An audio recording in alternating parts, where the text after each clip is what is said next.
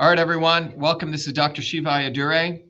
We're going to be having a conversation today with our Truth, Freedom, Health Warrior scholars. But one of the important things that we want to share with everyone is that our view is that we've had a massive victory on Election Day.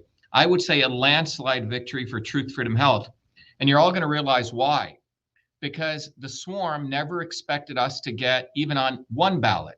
We got on nearly every ballot in the United States as either write-in or listed except 6.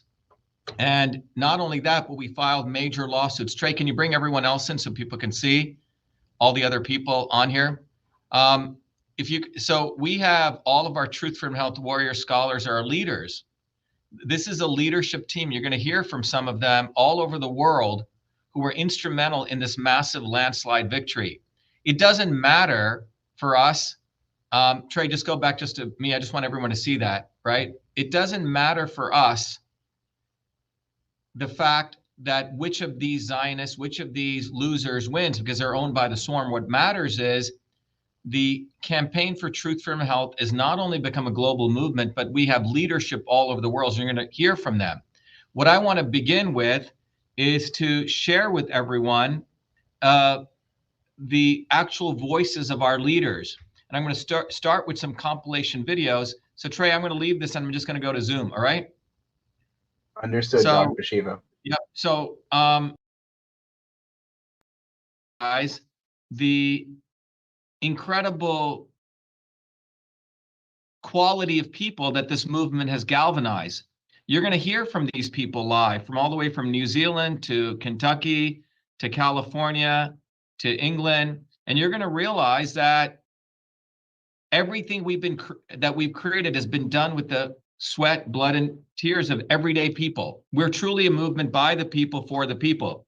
This is why the establishment, the swarm, had to go to extreme lengths to attempt to make us invisible. They even had, quote unquote, anti-Zionists, quote unquote, grifter influencers who dared not even cover us because they were told by their masters not to cover us. And that shows the strength of this movement.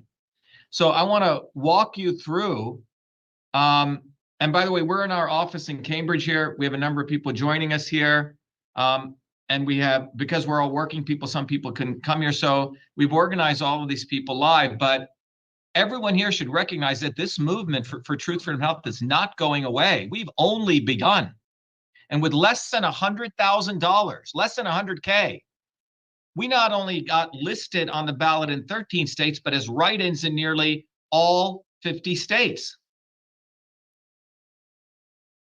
This is fucking incredible. Booby fucking Kennedy went and raised $20 million from the Zionist swarm. And the fucking idiot filed one lawsuit and he ran away. And where did his $20 million go? I'll tell you where he went: into his fucking pocket. And that's what these guys do. They use political campaigns to raise money literally for themselves. Trump raised $500 million in 2020 using my material. He only spent $9 million. That just came out in an audit. Where did the other $491 million go? Into his pocket. They're literally stealing money from you. And you're going to see that with the quality of people we have here, these people will not take anything less than the highest standards from you. And so if you want to really recognize that you can actually grow, you don't have to be a cocksucker to Zionism. You don't have to reduce your standards. You don't have to keep saying, well, you know, they do say some nice things. If you're saying that kind of shit, you have a very low standard of yourself. So our movement is raising your standards. So I want to begin by encouraging all of you. I'm going to show you my very, very shadow banned Twitter feed, thanks to the scumbag Elon Musk, who's a Mossad agent. And I want to share with you the quality of people that we have. So let me, if you guys see my screen, can you guys all see the screen? Let me go. Trey, can you see Twitter? Yes? Okay. So if you go to my Twitter feed, I think I'm going to make this bigger. Okay. Can you guys see that? Yes? You're seeing that there, right? You will see that we have all of these videos, okay, of our warrior scholars. Ryan Shea, there's, a Vietnam vet, John Krupp from Iowa. Okay, there's Sonia Fredrickson, amazing woman who got us on the ballot as a write-in in North Carolina. Doris DeBiche, 82 years old. She stayed in her car from Michigan and Detroit, worked to get signatures. You know, Eric out of Connecticut, Oleg. These are our advertising. This is why we call this a landslide. Show me 1 or 5 ad campaigns that they even have of everyday people. They don't. They have celebrities. They got to pay Beyonce, right? They have to pay, you know, some little, what's this, some rapper, right? That's where they're spending their money. These are our heroes. Our movement is teaching people that you must be the hero, that the hero's journey begins with you. And these are the incredible people, Maria Canistra, right? Mike, you know, Lynn Hale out of Maine, and Marianne Barry. And you're going to hear from all of them. Tony Louders, Dustin Anderson, and just random people are out there, you know, taking their skateboards. Michael Griffith, a renowned poet and artist, okay? Jordan, and you can keep going on and on and on. This is our advertising, brought to you by we the people, not some fucking celebrities, you know, who all hang out with P. Diddy, who hung out with Epstein, all those people, disgusting human beings. We don't lower our standards. So that's what this movement's about. Tony Pierce, you know, a farmer out in New Zealand. All of these people have helped us get not only on the ballot, but build this global movement. My great running mate, Crystal Ellis, who works tirelessly. Bozanego, a young gentleman out of Washington who helped us get on the ballot in not 1 state, but 4 or 5 states. And silent, you know, warriors like Suresh, who's out there. So I want to play for you some of these incredible videos. That's what I'm going to start with. All right. Let's start here because these are compilations and you're going to hear from people. So this is what I call a landslide when you hear these kinds of people. So let's start right here. Years, billions of dollars will be spent to force your hand to pick the lesser of 2 evils. I'm tired of the slave system that's evolved in our country, where the rich get richer and the hardworking people have to work even harder to make ends meet. They want to keep us divided. Black, white, Republican, Democrat. I'm telling you, as working people, we need to unite. You're trapped in a vicious cycle, an endless loop of frustration and disappointment, in which everyone is just a passive observer. Let me tell you, this isn't accidental. It's deliberate. This is by design. The only way we're going to break this system is a bottoms-up movement. That's when real change occurs. It is not Dr. Shiva that's going to save us. It's not Trump, and it's definitely not Kamala Harris. It's us uniting as a revolution and taking our country back. This is what Dr. Shiva wants from us. He wants us to have the empowerment, the strength, the knowledge to fight together as a group, as working people in this country, to be our own leaders. There's no one else who has the integrity, the knowledge, and the fortitude. To me, he's about as American as you get. He's like the picturesque American. He does my America the way I love my America. He came to bottoms up. Everything he has, he earned with blood, sweat, and tears. When all of us had our businesses shut down, Dr. Shiva told the truth at the right time when it made a difference for a lot of people. He's the only candidate whose deeds match his words. All the other candidates are either incompetent or corrupt. He's the only one out there teaching you the system science behind the politics, what the elites know and you and I have never been privy to in our lives. We can all learn how to organize with each other. We understand how the science of these things work. Now they can't stop us because they're not just worried about one guy, they're worried about all of us. It's all of us working together against them. And that's what he's teaching us. That's the movements he's creating. Dr. Shiva, the bottoms-up movement all over the world, people rising up, communicating, connecting, networking. It's happening. Now's the time to break free from the cycle of choosing between lesser evils. Now's the time to invest your time and energy in a movement that will produce results. Dr. Shiva Great. is the only person who's truly qualified to run this country. His name will either be on the ballot, and if it isn't, you have to write his name in. Very simple. By taking this action, you're taking the Go to your responsibility Twitter, on see your if it's own streaming on shoulders there. and become the creators of Over your here, own yeah. destiny. We are not born here to wait for someone else. to make change happen. We need to take that into our own hands. We need to reclaim our right to be the architects of our own lives. This is our moment to create the future we actually deserve. I'm voting for Dr. Shiva. Yeah, I'm voting for Dr. Shiva. Please, write in Dr. Shiva, I agree. I highly implore, vote Dr. Shiva or write him in. Shiva for president, write him in. Write in Dr. Shiva. I hope you can join us and write Dr. Shiva in. Thank you. So that's one of the videos I wanted to play. Let me go to another one that this is another one that I want to play for all you guys. Then I discovered Dr. Shiva.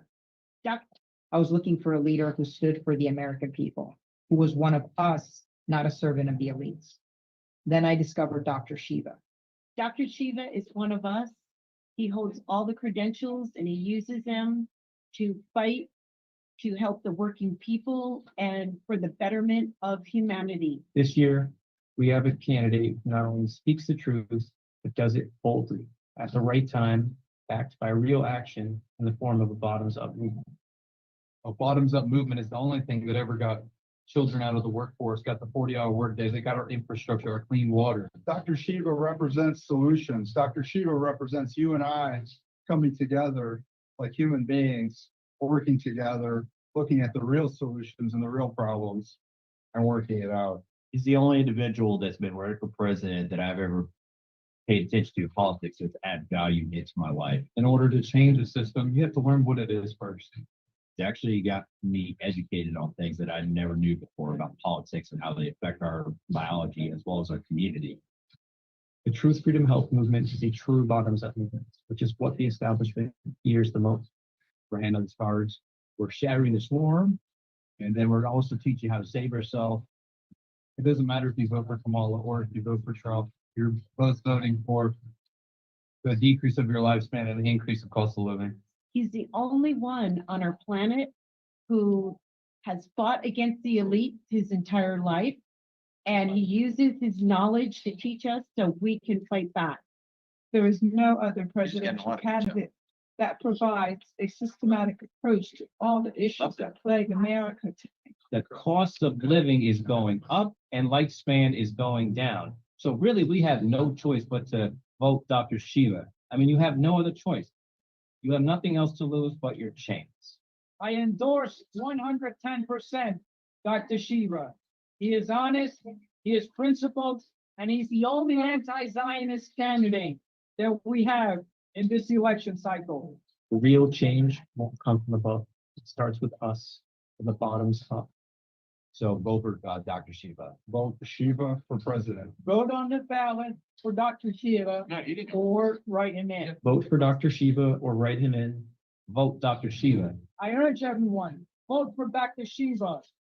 Write him in. Vote or write in Dr. Shiva for U.S. president.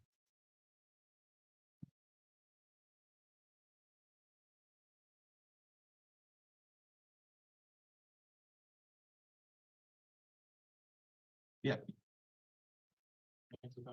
All right, that was our second video, and I want to play you the last one in this series. There's a bunch of them, but the compilations that we did really get it across. When I heard Dr. So let me speak, a light bulb went on in my mind. He resonated with my soul in a profound way. The issues faced by humanity are incredibly complex. The left and the right have given us higher cost of living and a shorter lifespan. We are being occupied. We ourselves are hostages. If nobody stops the war in Palestine, in Gaza, the war will come to us. The swarm is the controllers of our planet, the controller of our military industrial complex, our economy. Our goal is to shatter the swarm. We have a once in a lifetime opportunity to learn the system of science and break free from the slavery. Our campaign is historic. We finally have someone on the ballot that isn't handpicked by the establishment. Someone who's not just another puppet in a rigged game designed to keep the power away from us, the working people. The bottom up history shows us that America is the only thing that ever bought working class people bought because it didn't happen but a lawyer, politician, especially on the actual electoral. Dr. Shiva has laid the foundation for building this new and is constantly teaching us how the system in place is controlling us and how we can break free by understanding what exactly is going on. Dr. Shiva is a third-party independent candidate that's bold enough to call out Zionists and also advocates for immune system health, system science awareness, plus much more. This leader should be an engineer, architect, and scientist capable of solving complex problems and providing strategies to achieve the vision designed by humanity. The only candidate that I will endorse is Dr. Shiva. He is the only candidate that is finding solutions to the problems that our nation is facing. I feel like he's our best candidate as he is a server. He has done things to add value to my life. Dr. Shiva cuts through all the bullshit and gets to the heart of the problem, offering real solutions. I am so happy to be opening my eyes and learning everything that is truly going on in our country. And I just want to get empowered and invite everyone to do the same. I feel that we already won. We win. We do not vote for lesser evils. You're done with being controlled. That itself is a true victory. We have a historical opportunity to save the world's future. Let's work wisely and work towards a better world. I will be writing in Dr. Shiva for president on my main ballot. Write in Dr. Shiva. Urge all Americans to vote for Dr. Shiva. Write in Dr. Shiva because no one's going to save you who's reticent.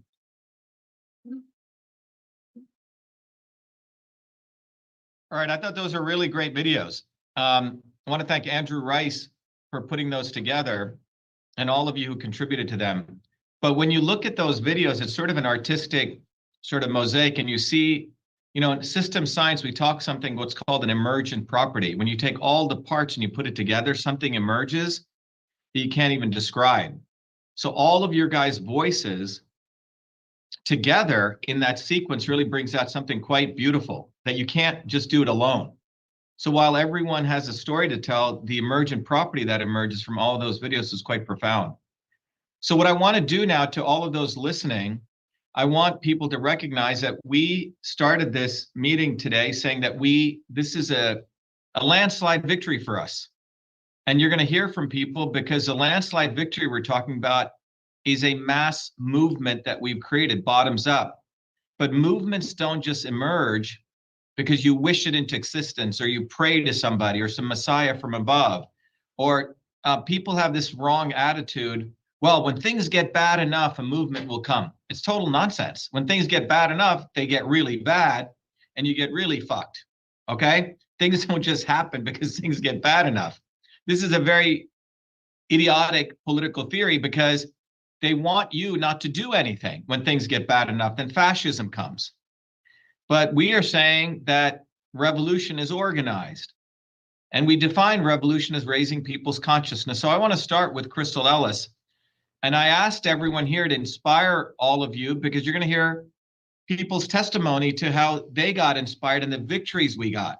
We're going to talk to you about victories because on November 5th, 2024, the Movement for Truth, Freedom, and Health has a massive landslide victory that neither Trump or Harris or any of these freaking not so obvious establishment people can ever replicate because they don't have a movement. All they have is backroom deals, top-down money. That's all they have. And they have no leadership. In Iowa, Crystal went to 19 counties and mobilized people and got us on the ballot in Iowa. Iowa in the United States is known as the centerpiece of the presidential elections. It's where the presidential elections kick off. Jill fucking Stein, who's a Zionist hoodlum, could not even get on the ballot in Iowa, the Green Party. And if you go right now, and I want to share with you this, as Crystal's, if you go right now, and all of you can do this at home. If you go to Reuters and you go to Iowa, okay, and you will see in the Iowa election results, look who's listed. This is why they don't want to talk about us. It's embarrassing to the swarm. Look who is listed in Iowa. Oops, wrong one. In Iowa, let me stop the share here. In Iowa,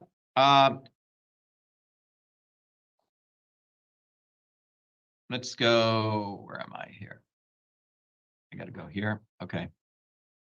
Look who's listed in Iowa. Kamala Harris, Donald Trump, Shiva Idre, and Chase Oliver. Okay. There's no Jill fucking Stein here. She didn't make it on the ballot.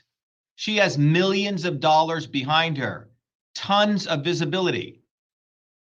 So that's what we want to talk about. That's a landslide victory for us. With less than 100K, we're on the ballot in Iowa. Go ahead, Crystal. Crystal, talk to us about the victories. Go ahead.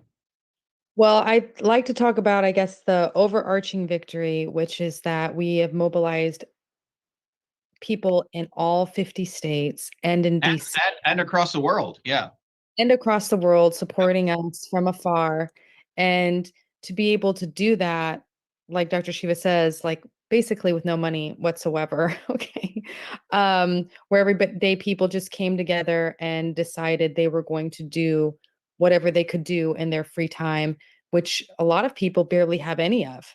Everybody's working, they have multiple jobs, their mothers, their grandparents, just like everyday people, right? Everybody is so busy. And that's why people like Trump or Harris and all that, they act like but like Dr. Shiva says, they have like Musks and famous people coming to their rallies and propping them up and holding them up, when Dr. Shiva is getting people to be empowered on their own. That I think is the hugest win here.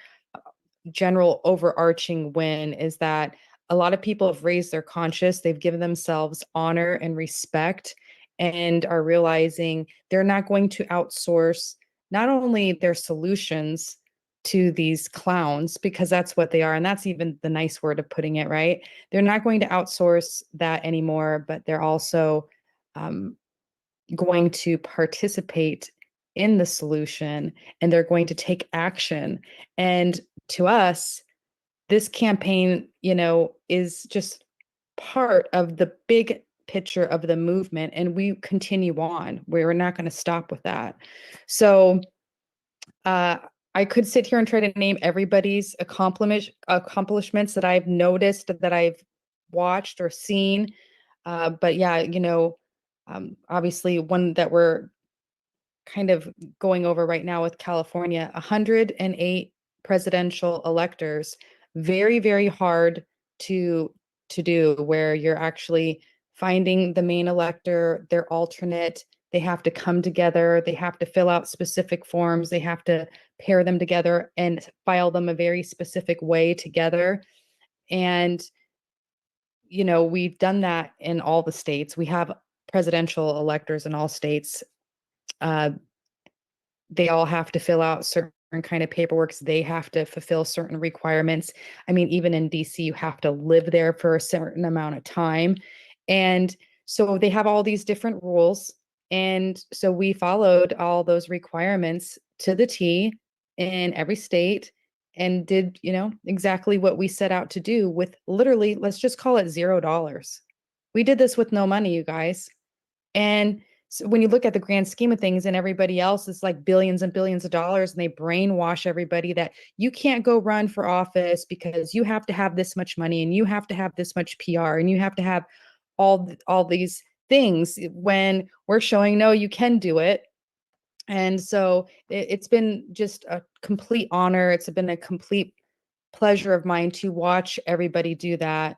And of course, that inspired me, where I'm like, oh, shoot, I need to really, some of you on this call, like, they know how I felt like I had to step it up so many notches watching everybody do what they were doing. I'm like, oh, I've got to do the same thing, or, I can't. So it was a lot of fun. A little bit of healthy competition here and there with others, like, okay, well, you did that, I'm going to go hand out this many cards, or you got that many signatures today, I'm going to go get this many. So it was a lot of fun to watch everyone do. I did partake in Idaho getting on the ballot. I traveled to Idaho in some really, really bad weather.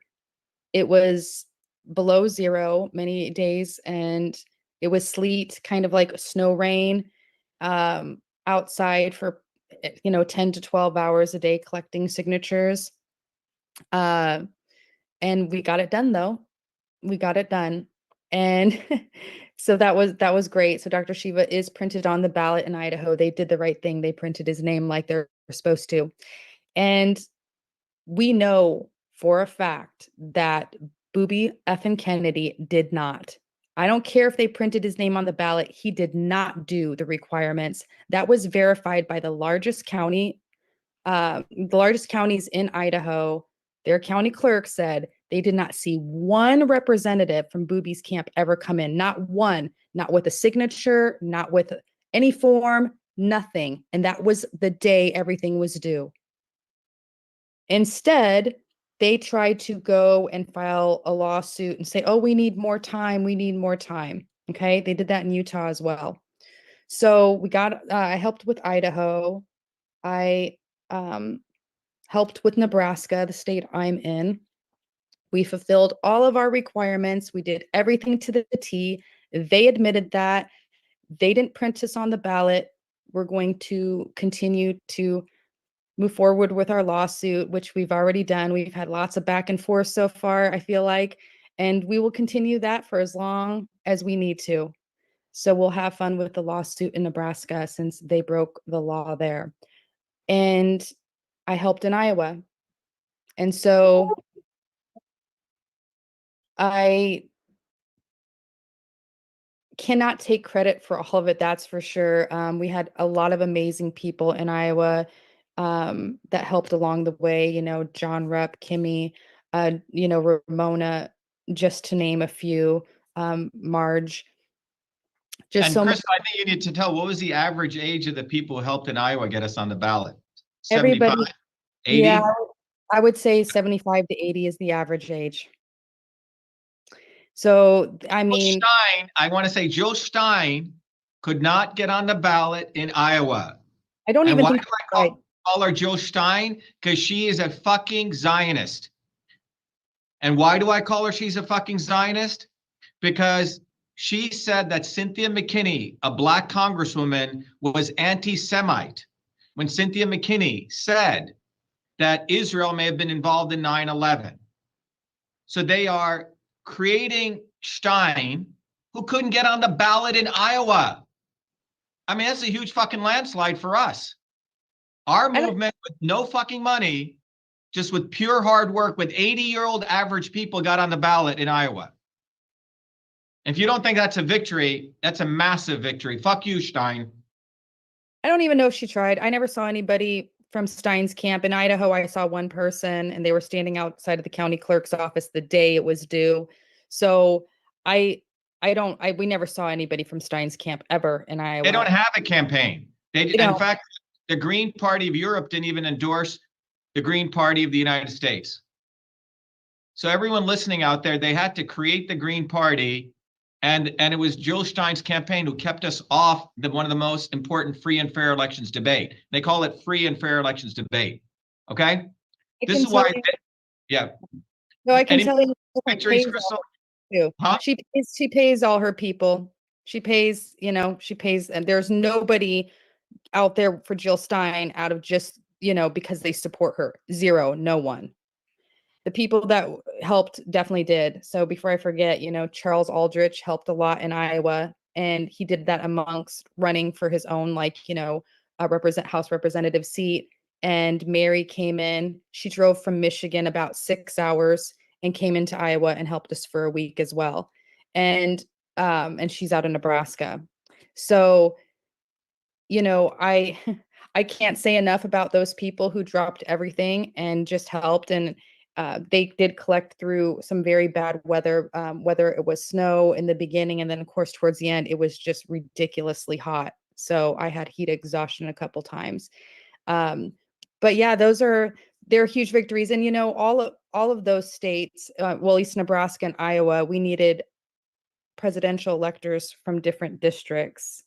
And so when you have a state that requires your presidential electors to live at a certain address, you start to get into an even, tougher spot of needing that much support. Your support has to be that wide. And that is how wide Dr. Shiva's support is. His message has reached people across all states, not just clustered in one little area where there's a large population. I mean, everywhere. So I think this is very important to understand for people listening who've never done this. In Nebraska, you don't just get X number of electors. They have to be distributed in all these different districts. Okay? We did that, and then they threw us off the ballot. That's where we're suing them. So one of the big things, another big victory we need to understand is that our opposition, the government said, oh, the election's over, so we're going to make your lawsuits moot. Moot means, oh, we printed the ballot, so get the fuck out. You can't file lawsuits against us. It's called the mootness argument. We argued successfully that ballot access is a constitutional question. It is never moot. It can go on even after the election. The federal court in New Jersey agreed with us. Even though they dismissed the case, the judge said, we agree with the electors. So this is huge, huge freaking victory. Crystal, let me go on to others unless you want to finish up, but you just heard in one area the victories we got. Again, with no fucking money. Again, Jill Stein did not get on the ballot in Iowa.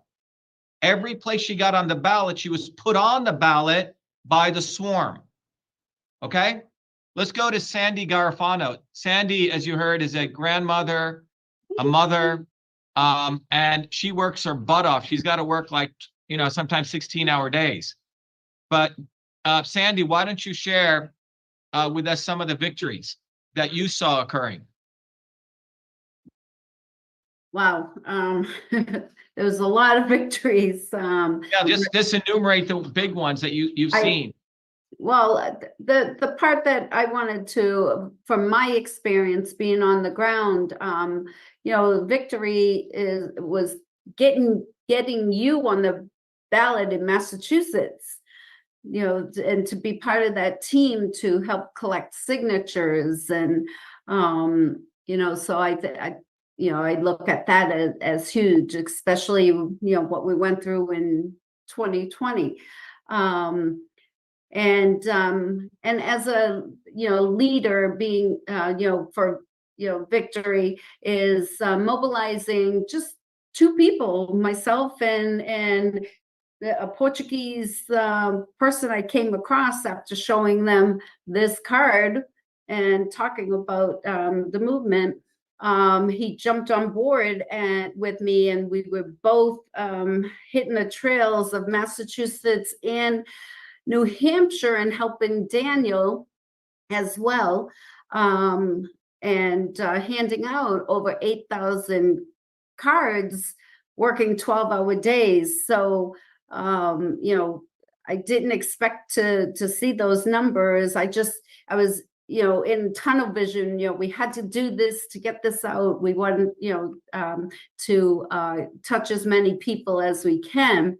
And, you know, so with Amicio, I'm doing a shout out to Amicio Andrea from New Hampshire, you know, on that victory. So, you know, that's it for me right now. Thanks, Sandy. Crystal said it all. Yes, Sandy got on the ground. The big victory was we got on the ballot in Massachusetts. By the way, the results are being reported. They're coming in. If you saw what did you ever even see that in Massachusetts? We're on the freaking ballot. We're getting more votes, double the number of votes in the Libertarian Party, which again has multi-million dollars behind them. And those guys also kept us off the debate stage. Huge victory. Okay. Every vote we get, whether it's 1 or 5 or 10, those are people of a very high state of consciousness who are getting off the plantation. And every one we get of those people is equivalent to 100 to 1,000 to 1,000,000 of their people who are just drones. Let's go over to Michael Griffith. Michael's in London. It's getting late for Michael, so I want to make sure we get our people overseas on. Michael, go ahead, Michael. Talk to us about victories, Michael. What are the big victories that you've seen? Well, you know, because of what I've witnessed and been educated about, I've learned more about the electoral process in the USA than most USA citizens. And despite all the obstacles placed in our path, you know, because of the teamwork, our movement's overcome all that, and using those experiences educated people. So this is truly an historic victory for ordinary working people, not just in the USA, but worldwide, because we're a truly international movement, armed with the knowledge of system science, of how to create a grassroots revolution, how we have the establishment so shit scared that they are being left to flounder in our wake. Ordinary people who get it, the dynamics of how the people are oppressed and its antidote, true freedom health, to destroy the swarm's goal of power, profit, control. I said this is an historic movement, a turning point, thanks to inspirational leaders who got on the ground and kicked ass. And we have just begun. This is about you, all you people listening and watching now. So, like, go USA, you know, like, go UK, go the world, respect yourselves. Stop outsourcing your power to the scumbags who don't give a fuck about you. This is a once-in-a-lifetime opportunity to truly change our world for the benefit of all of us, all ordinary working people. We're a community, united, and we are not going away. We've just begun. Our sight is set on the goal of true freedom, health, self-respect. So let's change this world. As Dr. Shiva says, let's bring paradise to earth. So let's celebrate this great victory for us, the ordinary people of the world. And the UK is inspired by our American family. So. All right, Michael, thank you. It's getting late for Michael. Michael's out in UK. Let's go. I want to, again, focus on these immense victories that we've had. And I want to go to Bazin Nega. Bazin's up in Washington. Bazin's a young gentleman of 25, 30 years old. Bazin helped us get on the ballot in Washington State, in Mississippi. He came down here to Massachusetts to help us. Where does the Bazin go? I think those 3 states, right? Go ahead, Bazin. I may have forgotten some. Yeah, I work. You don't have video? Yeah, unfortunately, I can't get the camera to work. Yeah, I'm very proud of what we've accomplished. I got help get us on the ballot here in Washington. We needed to collect 1,600 signatures in order to get 1,000 verified, and I helped mobilize a team of people to help collect signatures. And we filed on August 2nd, and Dr. Shiva is on the ballot here in Washington State, and I turned in my ballot yesterday. I went over to Massachusetts to help collect signatures there, to help get one of us on the ballot over there, and Dr. Shiva's listed #1 on the ballot. And I also went over to Mississippi to help collect signatures, and Kentucky as well. So, and it's incredible to see that page where Shiva is listed 3rd, the head of all, on top of all the other candidates, all the other minor party and independent candidates. And it's incredible. It was all done with very minimal resources.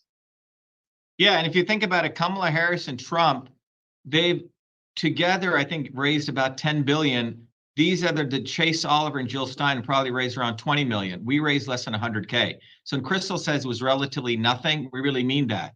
So this is what is going to bother the establishment.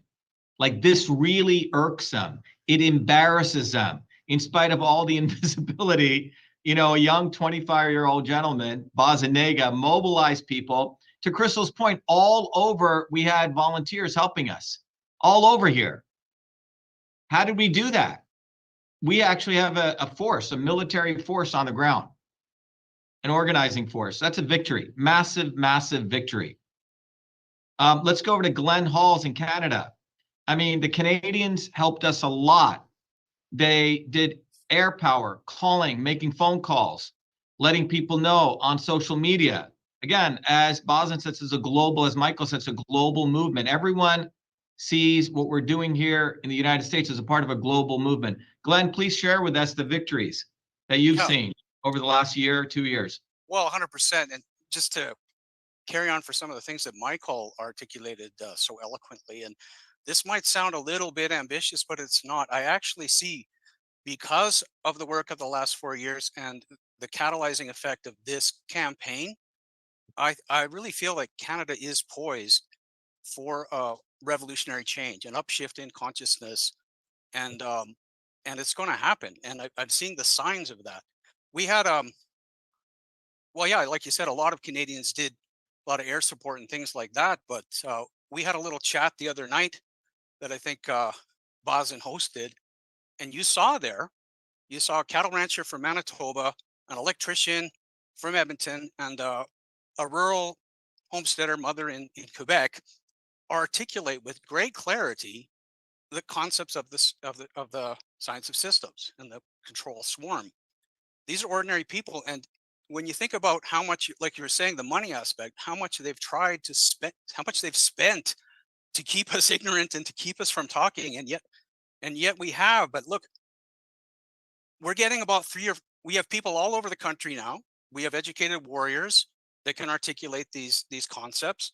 We have people handing out cards, and we're getting 3 to 5 new signups a day. And what it really is, it's not just, well, the immune health and the nutrition work that you've already done, but really it's this knowledge and this empowerment with the swarm, and particularly this concept of the non-obvious establishments. That's what's really held Canadians down, and we're getting it. And we have a lot of people waking up to realizing that both sides are controlled, and this larger swarm effect is manipulating us, and they've had it and they're figuring it out.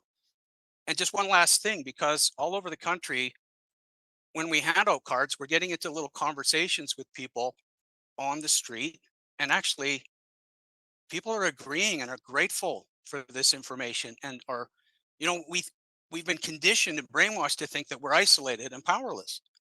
But you get out there on the street, you realize that we're not. There's a huge upsurge in consciousness and an appetite for this information and agreement. So I'm really, really excited and really optimistic about the future. And this campaign has been a huge catalyst for us globally. We're on our way. Thank you. Thank you. Thanks a lot.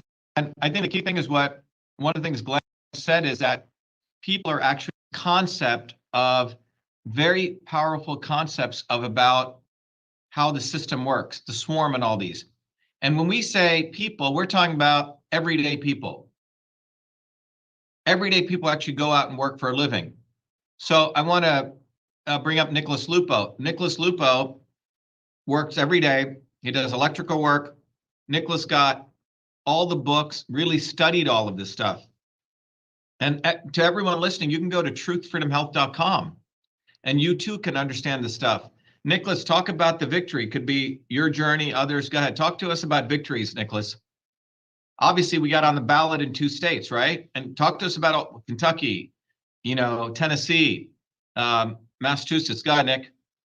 Well, yes. And, in Kentucky, we got on the ballot, and, that's a big victory, huge victory. And, when I went to go collect signatures for the first time, they actually illegally arrested me and threw me in jail, strip searched me, cavity searched me. And, the swarm, they want you to, they want to demoralize you. They want you to not build a bottoms-up movement. And, that's what they wanted, me to not, after that situation, to really just go home, say to myself, man, this is too hard. This is, got thrown in jail for collecting signatures. I mean, this is bullshit, and they wanted me to just go home, put my feet up on the couch and, just turn on a Joe Rogan podcast and, not get involved. But really, they're messing with a different caliber person, really, because they don't know who they're messing with. They're messing with, someone who's a fighter. And since then, that, what happened to me, I collected 3,000 more signatures to help us get on the ballot in Kentucky, and help mobilize other people to collect signatures. And we collected 7,200 signatures. 7,200 signatures. 2,200 more signatures than, that needed to be verified, and we got on the ballot. And, that's just one victory. Another victory is in Tennessee. you know, we had to collect, you know, just 300 signatures, but we, By the way, Nick, the Libertarian Party couldn't even collect those 300 signatures. Richard Wiener told me about that. Yeah, the Libertarian Party, which is funded by millions of dollars, couldn't even collect 300 signatures, which means they have no people. They couldn't even find people to pay. We got on the ballot, huge victory. Yeah, because human labor is more powerful than just throwing money at something. And you know, we actually had to get electors in each district as well in Tennessee. And also, they also actually changed the elector form. They actually, 2 weeks before, they actually added a pledge, like a pledge on the form that we had to actually now redo everything and have to have all the electors re-sign, and then we had to send it through FedEx mail overnight, and it was like a whole thing, and we still ended up getting it all done and turning it all in. But, you know, they, you know, denied us because, you know, because you're, you know, saying that you're unqualified for our pledge candidate, but, you know, we're running for the office of electors. So that, you know, these people don't know what they're talking about. And now we're actually fighting a lawsuit, you know, pro se. You know, we're not, you know, not waiting on some lawyer to come save us, because, you know, lawyers are just enemies of the people at the end of the day. You know, they work for the state to fuck over their clients. Lawyers should not be trusted. And we're doing this without lawyers. And that's, you know, a victory. You know, I represent myself in federal court, you know, I mean, that's what, so victory's there. And then I also was part of the team that ended up going to Massachusetts and helped collect, what was it, 20,000 signatures in like a couple of weeks. People thought we couldn't do that, and we did it. And, you know, there was, you know, any obstacle the swarm puts in front of us, we'll find a way around it. No matter how high the hurdle, we'll jump over it. No matter the wall, we're running straight through it. So I'm in this for the long haul. And that's just some of the victories. There's many victories. I can keep going on, but, you know, that's just some of the victories. So yeah, thanks. Yeah, and our lawsuit in Tennessee is now going to move up to the appellate court and then all the way to the Supreme Court. And Nick is doing that. Nick is filing those lawsuits. Nick is arguing in court. Who would ever think that? Quite extraordinary. We're showing people that you don't need to go to law school to learn these things. We file our own briefs, which would cost them $3 million, right? We're doing it on our own. Extraordinary. Big victories. Let's go to Tony Pierce. Tony's a farmer, a cattle farmer, sheep farmer out in New Zealand. Tony comes on all these things, and he's mobilizing the movement, and he's been on social media helping us. Go ahead, Tony. Talk about victories, Tony. Hi. I'd like to talk about what you've done for us, Dr. Shiva. You know, we have victories because you have sussed the physics. Because you have sussed the physics. It's sussed the physics of what a movement should be. And when Nick or somebody takes a case to court, you know exactly what they need to do. You know, the ones that we compete against, they have bullshit artists and liars as leaders. The Trumps and all these people, they don't educate their people to do anything. You know, they outsource, they go and get themselves a multi-million-dollar lawyer. And you've got somebody like Nick doing things on the ground, and there's others like him. I can't list them all, obviously, but several cases going at once from people with no experience, but taught the right things by you. Without that, we'd be stuffed. But because we are getting educated, because we're getting experience, then we are able to do it independently. It is decentralizing as a process, and it's a wonderful thing. You know, like in New Zealand here, we've never had GMO plants or anything like that. We just didn't have it. We had a ban on it. And this new prime monster that we've got in New Zealand, he's sold out to the swarm, and he wants to bring in the GMOs in New Zealand. And when that came out, I got quite angry. A lot of people, a lot of New Zealanders, they're against it, and did too. And there was an opportunity to make a submission against the about the labeling of GMO. And going to do that, I went to Dr. Shiva and I said, is it fair to say that nature is the gold standard, that anything less than nature is less? And Dr. Shiva said, hey, they're doing that in New Zealand. That's really unique. Let's get active about that. And he gives you the advice, the moves to make. And in less than a week, we put together the first ever GMO, anti-GMO international symposium that's ever had. And Dr. Shiva has the science. He has 5 papers against GMOs. So he's revealed that through those peer-reviewed papers, published papers, that glutathione levels are depleted by the GMO process in soy plants when it's used. GMO is used on soy. So that's powerful information. No other movement has that. They just don't, you know. And so I'd like to thank you, Dr. Shiva, for the guidance that you've given us, all of us. And I'm sure lots of other people would like to do the same thing. Well, Tony, I appreciate that. The victory for me as a part of that concomitantly goes with that. Everything I've done, I could have been doing this to maybe 30 to 50 students per year at MIT, you see, as a professor there. And what I would be ultimately doing is to take this knowledge to help a bunch of 30 to 40, 50 students every year. And those students would ultimately go work for the swarm, you see? So to me, the big victory is not being part of that, unplugging myself and taking this out to the masses, which is you guys. So what gets me really excited is, as an educator, as a teacher, I too go through my own process of figuring out which students I want to work with, but also which students I don't want to work with. Okay? You start recognizing that some people are just bad fucking students, that I don't want to waste my time with those students. And if people don't want to learn this stuff, we've learned also how to get rid of people, because we know one good student who gets this stuff, and that's what you saw in those videos, becomes like a fucking nuclear weapon. They're learning how to split the atom. So when I went through those videos, the victory there was seeing you guys articulating stuff, like you're really learning the material, and then you're owning it. Like for you, Tony, the victory is the concept of substantial equivalence. This is a very hard concept. I would say 99% of people in the field of agriculture don't even know what the fuck we're talking about. The knowledge that we teach in our movement is at the highest levels. You don't learn this shit at Oxford, Harvard, MIT, etc. And that's what the establishment knows that I'm teaching people. They know that our people are learning the knowledge that their double PhDs are learning. And this is very fucking dangerous.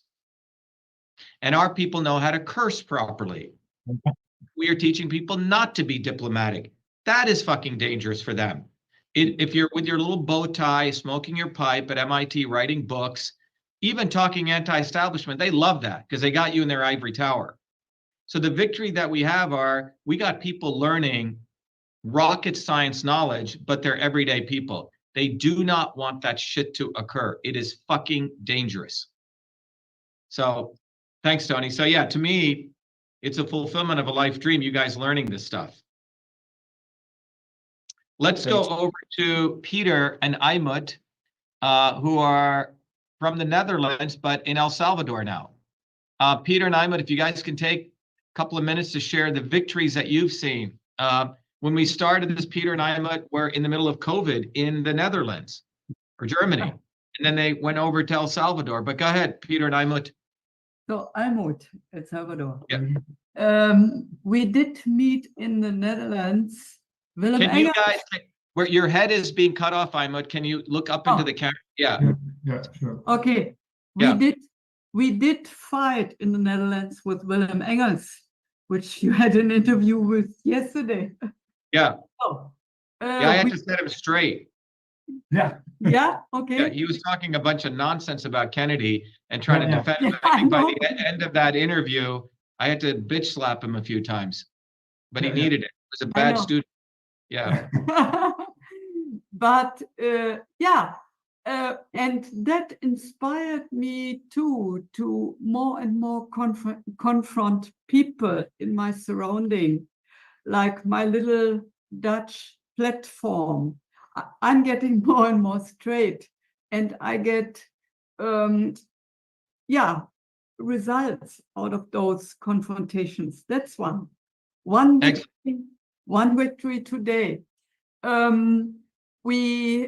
Peter has a student, an online student about vision stuff, and she is a fabulous student. And in the end, we came to your concept, and she was talking every word fitting to what a leader has to be. So I told her, please go into that. And Peter, you have to, you want to add about... Yeah, because she's living in Colorado Spring, and she wanted to vote for you, basically. But she had the ballot, so in papers, you have to, in the beginning of October, and then you were not on the list. So I don't know exactly if in Colorado, if you were on the ballot or not, but... No, even if we're not on the ballot, she can write in Dr. Shiva. It's a write-in. Oh. She can write in our name. Okay. Yes, she can write in our name. So everyone listening out there, polls may not have closed in the West yet. If you're out there, you can write in, as Dustin Anderson just put up, you can vote or write in Dr. Shiva. Okay. Okay. Yeah, they can write in. There's a little thing called write in. They circle write in and they put our name in there. Yes, that's why we kept saying write in, write in, write in. Right, Yeah, right. okay. So call her up right now and tell her to do that. Yeah. Do that.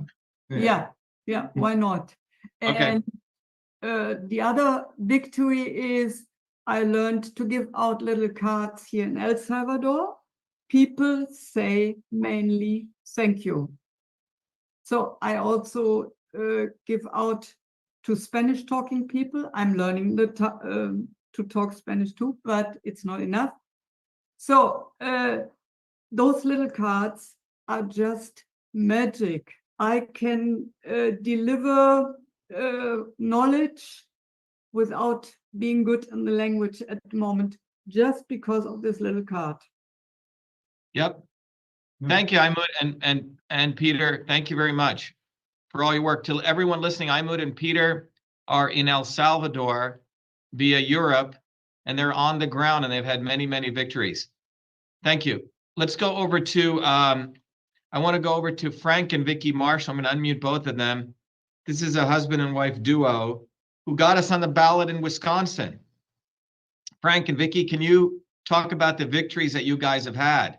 And they had to mobilize electors, people on the ground, while they're running a business, while taking care of children and family, and dealing with all sorts of family stuff. Go ahead, Frank and Vicky, go ahead. Hi there, Dr. Shiva, it's Vicky. I know Frank is, I'm sure he'll chime in, but he is cooking tonight at his restaurant. I'm ready. Oh, Yeah. Oh, By the okay. way, I heard you guys run the best pizza store in Wisconsin. Number one, has won many, many awards. We sure do, Dr. Shiva. Yeah. Yep. We love our pizza. Yep. Frank, do you want to go first so you can, in case you need to exit? I guess, yeah, because I might have to get back to work, but I guess my greatest victories are, I'll tell you what, meeting and talking to the people of the movement is amazing. The crystals and just everybody that worked with us was amazing.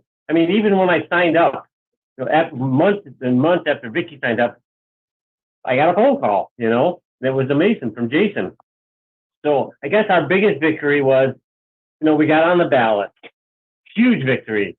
They talked us off the ballot.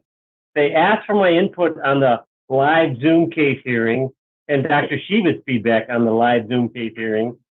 And when the Madam Chair asked the lawyers and the other commissioners of the Wisconsin Elections Commission for their feedback, they had nothing to say about what we brought to the table. That was my biggest victory, in my opinion. So, and meeting Shiva and talking to Shiva, Dr. Shiva, and I guess my biggest victory is my wife getting me into the movement. That's all I got to say. I'm going back to work. Vicky, you're up. Yeah, I think it's been the most empowering and transformational experience for myself. All the people involved, their heart and soul is in this. Like I didn't run into anybody that I didn't get along with or felt the same way. This is a mission, you know, I feel like it's a mission, you know, from God. And Dr. Shiva has empowered me and I've learned so much. I can't even express, I'd have to write it all down, but all I can say is that it's been a very, very transformational experience and I would do it all over again. And it was hard. Like it was really, really hard getting signatures in the heat, better than the cold, I guess.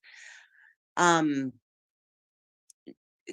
volunteers and just, you know, just to be a light, like we really are a light. So like meeting people and, you know, a lot of times I didn't even, you know, handing out cards or flyers. It was sometimes you just know when to give them to someone and then you just start chit-chatting and then they're like, really? That's interesting. I didn't know, you know, I didn't know he's an MIT PhD or I've never heard of him. And then you just know that you're doing what you're supposed to do. So I am very grateful to be part of this. And yeah, like I said, I would do it all over again. And thank you. Thank you, everybody. Yeah, so one of the things I wanted to share with people here, what Vicky's talking about, is that if you go here, you will see that Vicky and Frank filed all the master lawsuit. You see it says Vicky and Frank Marshall versus the Wisconsin Election Commission. Frank represented himself in court. We filed a set of lawsuits. This lawsuit now has gone into I think it's over here. This is the appellate lawsuit, which Frank just filed yesterday, okay? So we've appealed the case all the way up to the next level. And look at this, these lawsuits are being filed by us, not high-powered lawyers. To all you fucking lawyers out there who basically want money-grubbing lawyers who would not even take this case, fuck you, we did it ourselves, okay? And this lawsuit will go all the way up to the Supreme Court. The judge didn't even want to hear any discussion. And that's a victory for us. That's what Frank is talking about. When Frank represented himself against the Wisconsin Election Commission, every other person who represented himself, they asked all these questions. But when Frank represented him, our arguments were so powerful, it was like silence. They didn't know what the fuck to say. That's what they do when you have a strong movement. They try to oppose it with silence. So that lawsuit has now gone onto the appellate court. Nicholas' lawsuit is going up to the appellate court. We have a lawsuit going up to the Supreme Court.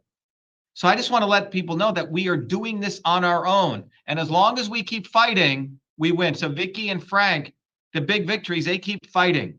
They got their pizza store to run. They've had family stuff. They just keep fucking coming back, right? They're like Energizer bunnies in the midst of all this stuff. That's victory, guys. Victory in Wisconsin. Let's go over to Rose Cias. I'm going to put Rose and Eileen, who's here. Where's Eileen here? Is Eileen here? Oh, there's Eileen. So Rose is our leader in New Jersey, where I grew up from. Jason grew up. So Rose, talk to us about victories. You know, all the small ones and the large ones and the ones, you know, where we're at now. Again, this is Rose Cias from my hometown of New Jersey. Go ahead, Rose.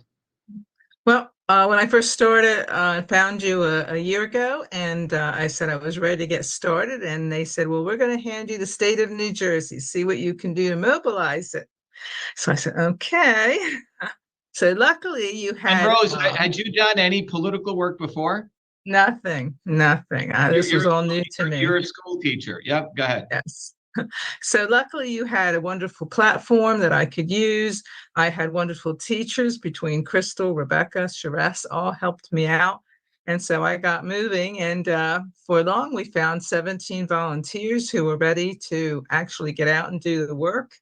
We came up with 3 leaders and another one in the wing who's ready to get started, hardworking people. Between all of us, we were able to get 1,300 signatures so we could put you on the ballot. And let's see what else we did. We also were handing out cards. We got over 21,000 cards out there in New Jersey. So it was interesting watching people pick up the card and they'd say, "Oh, it's this Dr.SHIVA." So it was interesting. So at least we know 21,000 people have seen your face and heard your name and are going to look into who you are. So right now we did, the state did not allow us to put your name on the ballot. So we have a lawsuit now up with New Jersey, and it has now gone into the appeal court. We're working on that now. So we're thrilled that we were able to do so much in New Jersey in such a short time and had a wonderful team of people working to bring about all these victories. This is great. So this is just wonderful that we were able to do so much for you, Dr. Shiva, and for the movement and for all the people out there. And Rose, how many electors did you mobilize there? Look, how many electors did you need to get? We had to get 14 electors in New Jersey.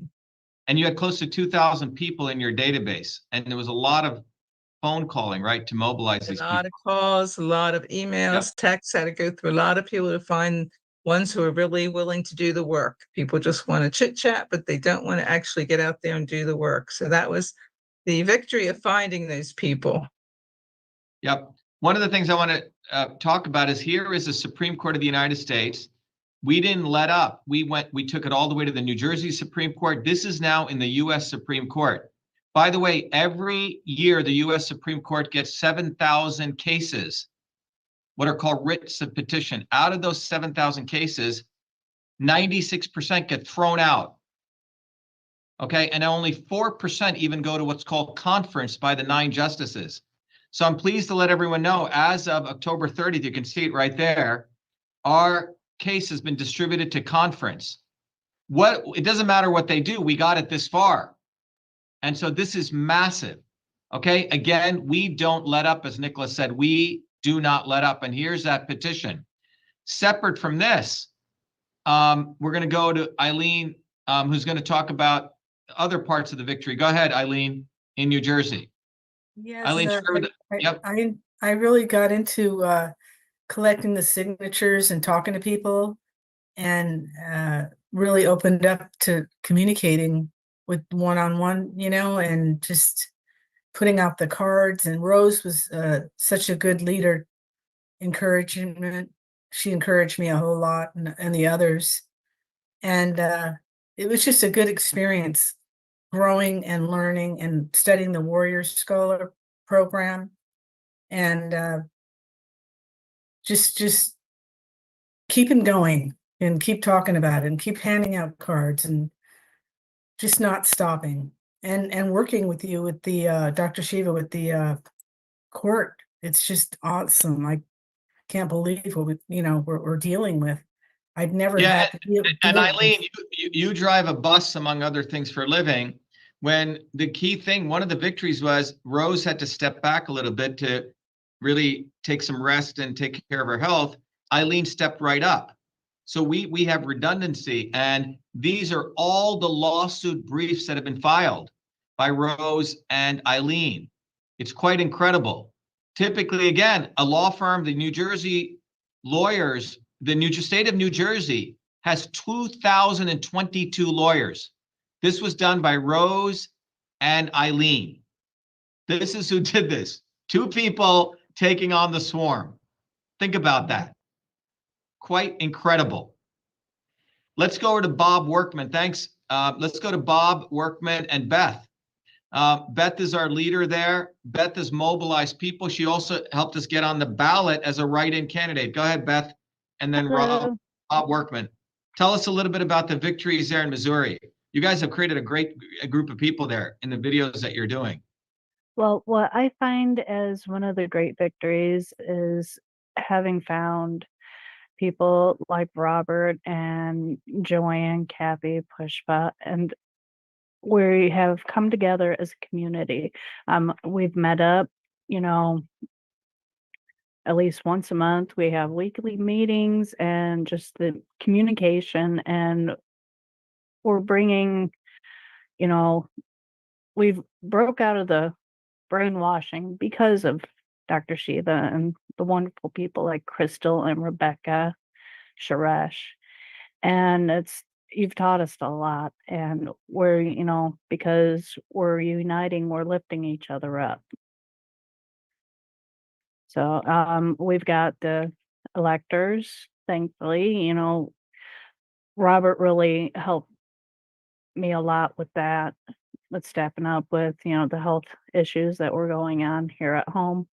And it's another thing is learning the technical terms, as you put it, more effectively. I think one of the things, Rose, is we got on the ballot as a write-in, right? Beth? Is Beth there? Yes, I'm here. Yeah, Beth, I think one of the big victories, it took a lot of effort to get on the ballot as a write-in in Missouri, right? You have to get all these electors. Yes. It's not just you just can write in your name. You have to have electors in place. Bob, go ahead. Yeah, I mean, obviously my consciousness was risen because the first phone call I get from Beth after I was going through the Warrior program and got the plantation is, hey, we need to go get some signatures. So I found myself in Town and Country and some good part of St. Louis in front of the Whole Foods after getting signatures, and I just about threw it up. But Tammy's with me, so I was forced to go ahead and do it. I found myself, this is actually very, very enjoyable. Then about a month later, she gets a phone call and says, oh, we need more electors. And so I said, no problem. I said, how many do we need? She says, well, we need 8. We got 3 now. We need 5 more. I said, no problem. I'll take care of it. And she goes, the one asterisk. There are 5 different areas in Missouri. And I'm like, oh my gosh, 5 different areas. So luckily I got a phone call from Rebecca and Crystal, and she kind of fine-tuned what to say. We really got 5 new electors like in 40 days. So that was a huge accomplishment. And luckily Beth was going to do all the paperwork. I'm not a paper type of guy. Plus I was running the business at the same time, a successful modeling company. I'm a building biologist. So I'm basically running 2 businesses, handing out cards, getting electors, making phone calls, building our town here is volunteers, handing out thousands of cards and getting them motivated at the same time. But I think one of the biggest accomplishments too is going through the MIT course that you give away for $100. I mean, I just can't believe I'm actually getting this well educated. I thought my education was complete. I thought I knew everything, but then when you start talking about the not so obvious establishment, I realized how dumb I was. I realized you don't know what you don't know, and you.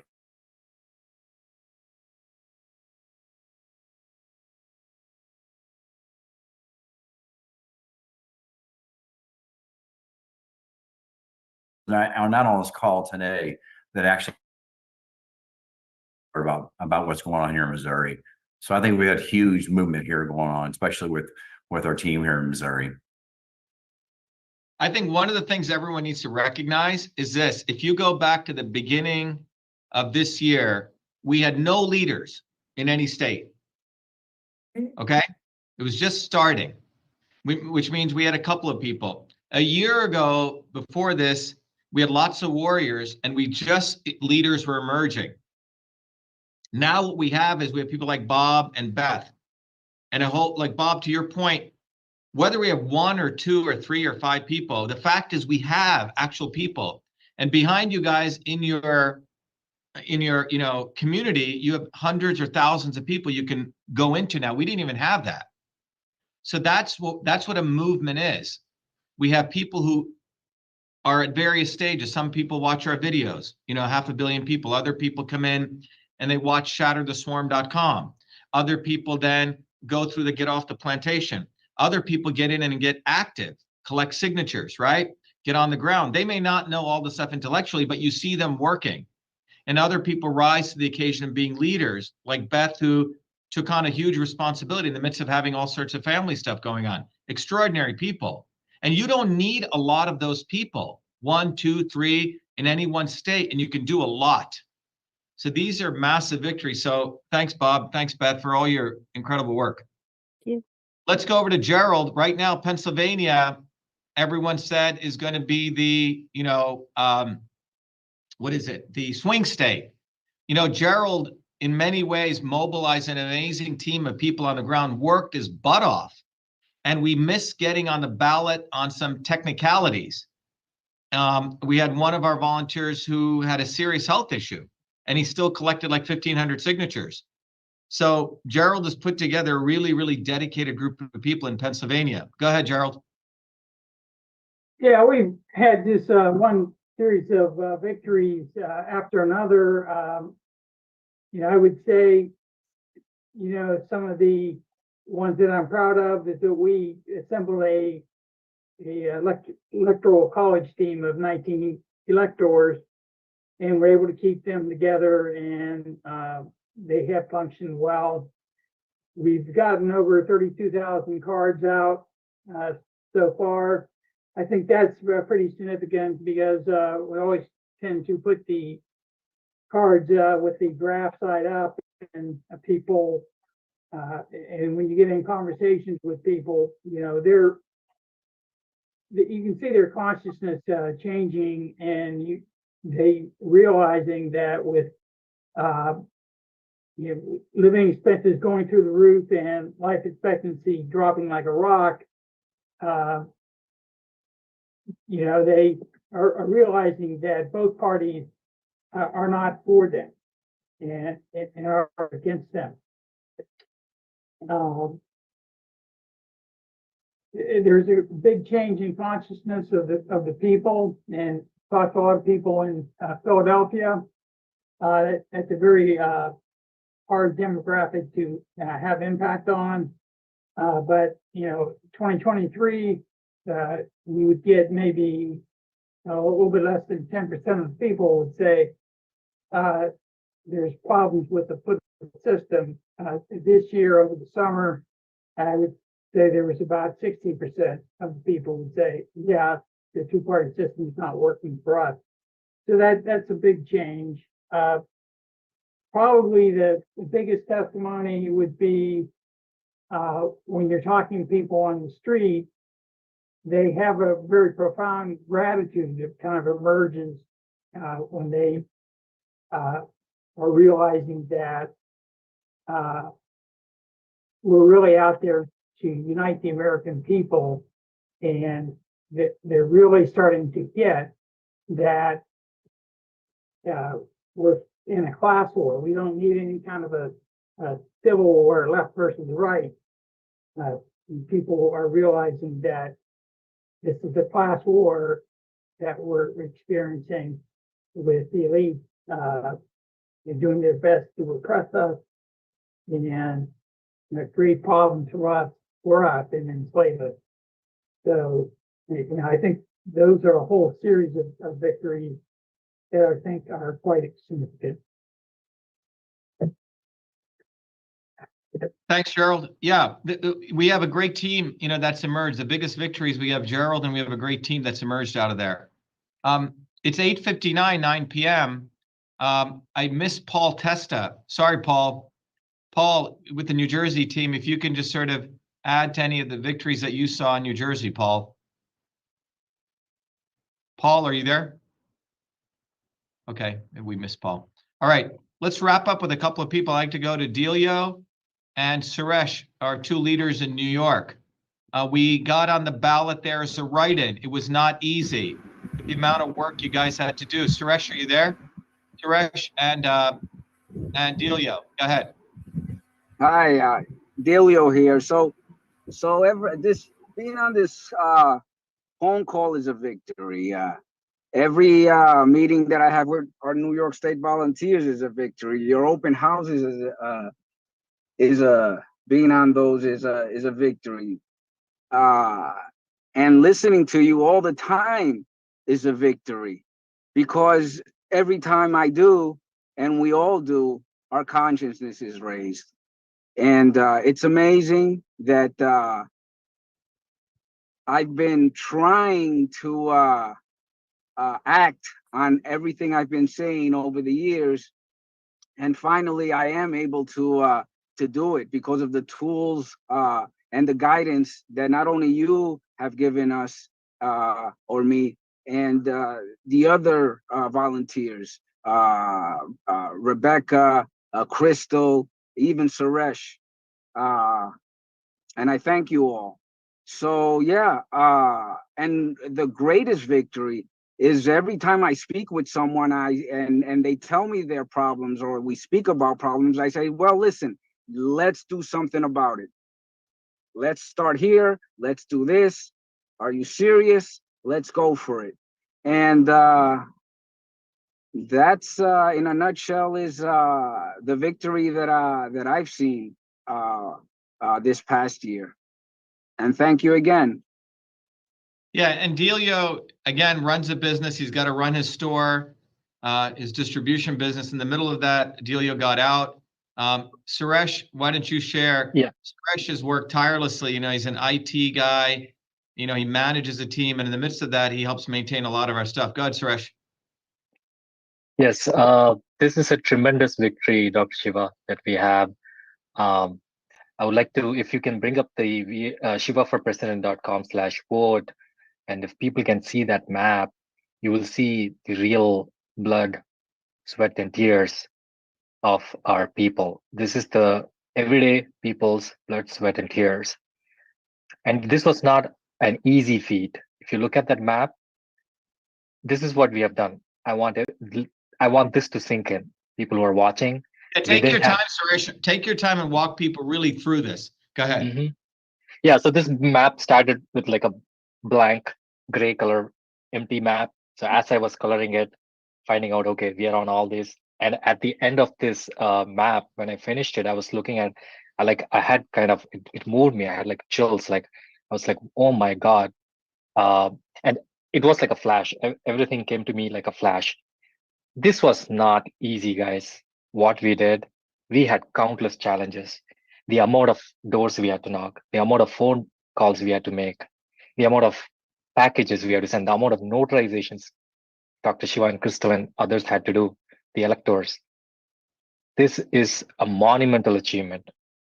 Yeah, so for example, Suresh, in Illinois, I don't know if Jolanta's here, just to give you the amount of work we had to do in any one state that other people would have a massive team behind us.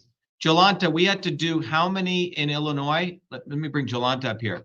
Jolanta, you sent me, was it 108? Is Jolanta here?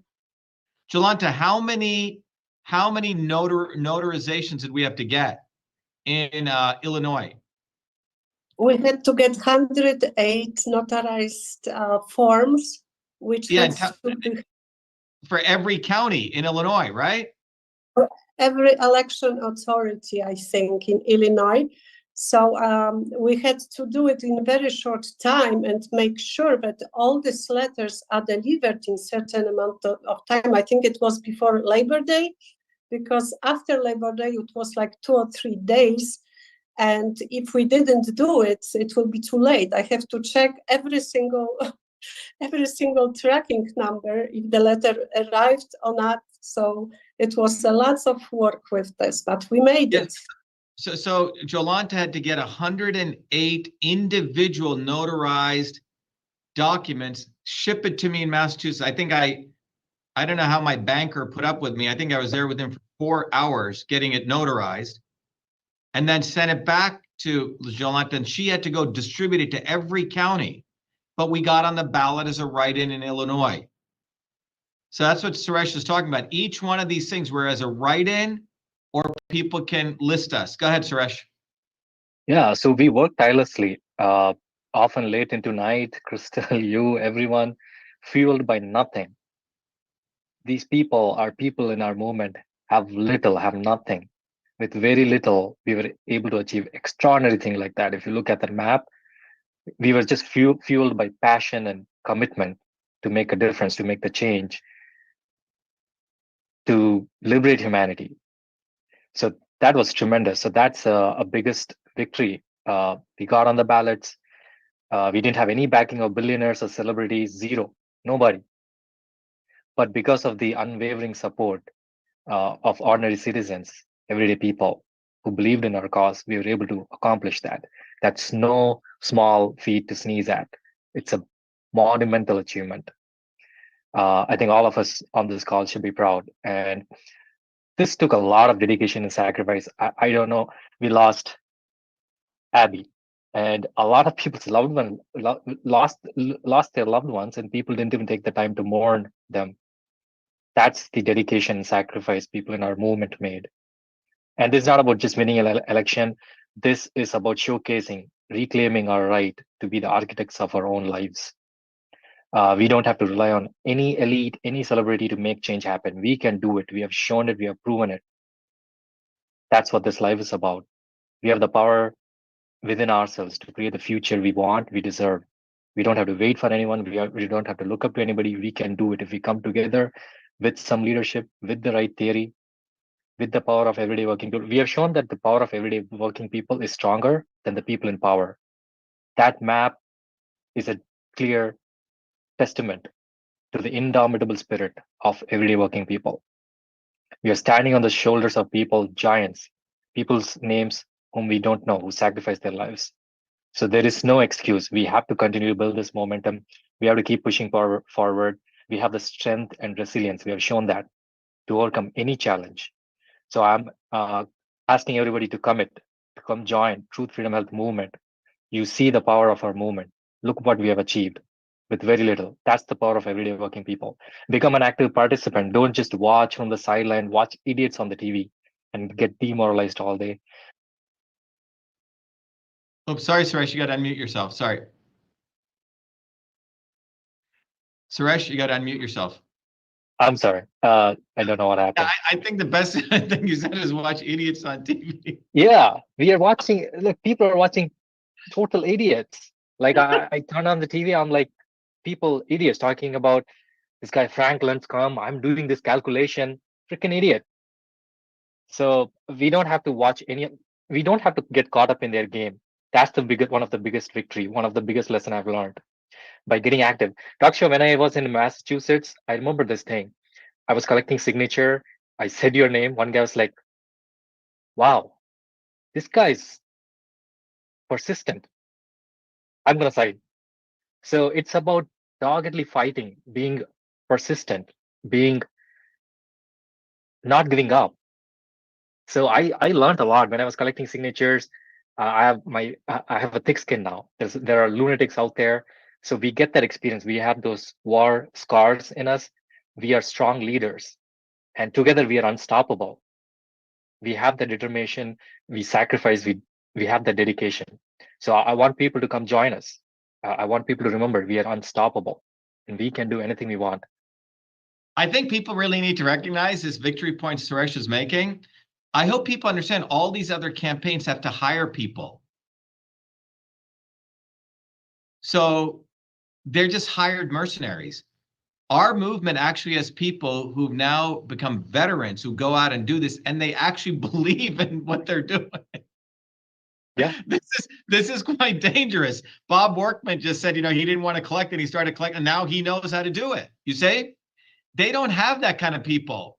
They give the guy money, he puts on their t-shirt, just, you pay him $10 a signature, he collects, and then he goes away.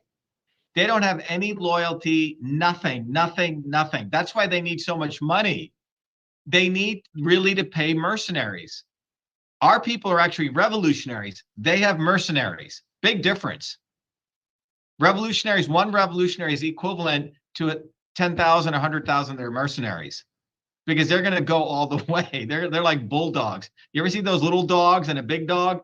Doesn't matter how big the big dog is, the little dog always wins because he wants to go win. You say? That's what we have. Thanks, Suresh. Yeah, let's fight to create a better future for all. Let's go over to Illinois. Dustin Anderson and Jolanta. Go ahead, Jolanta, and then we'll go to Dustin. I think, is there anyone else in Illinois? Go ahead, Jolanta and Dustin. You have to unmute yourself, Jolanta. You have to unmute yourself. Yep. Okay, thank you. Yes, so the big thing was to get you on the ballot, write-in only, but we made it. And nobody asked what money is it gonna cost. If I ask somebody for help, they jump in and they help.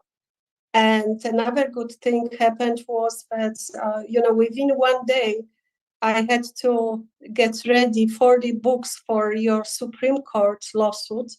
And I kind of didn't have any clue how am I gonna be doing. I have experience in printing, so I mobilized everybody, whoever I can, and within 8 hours, I had all the 40 books printed, binded, and I shipped it before the FedEx closed overnight to Supreme Court.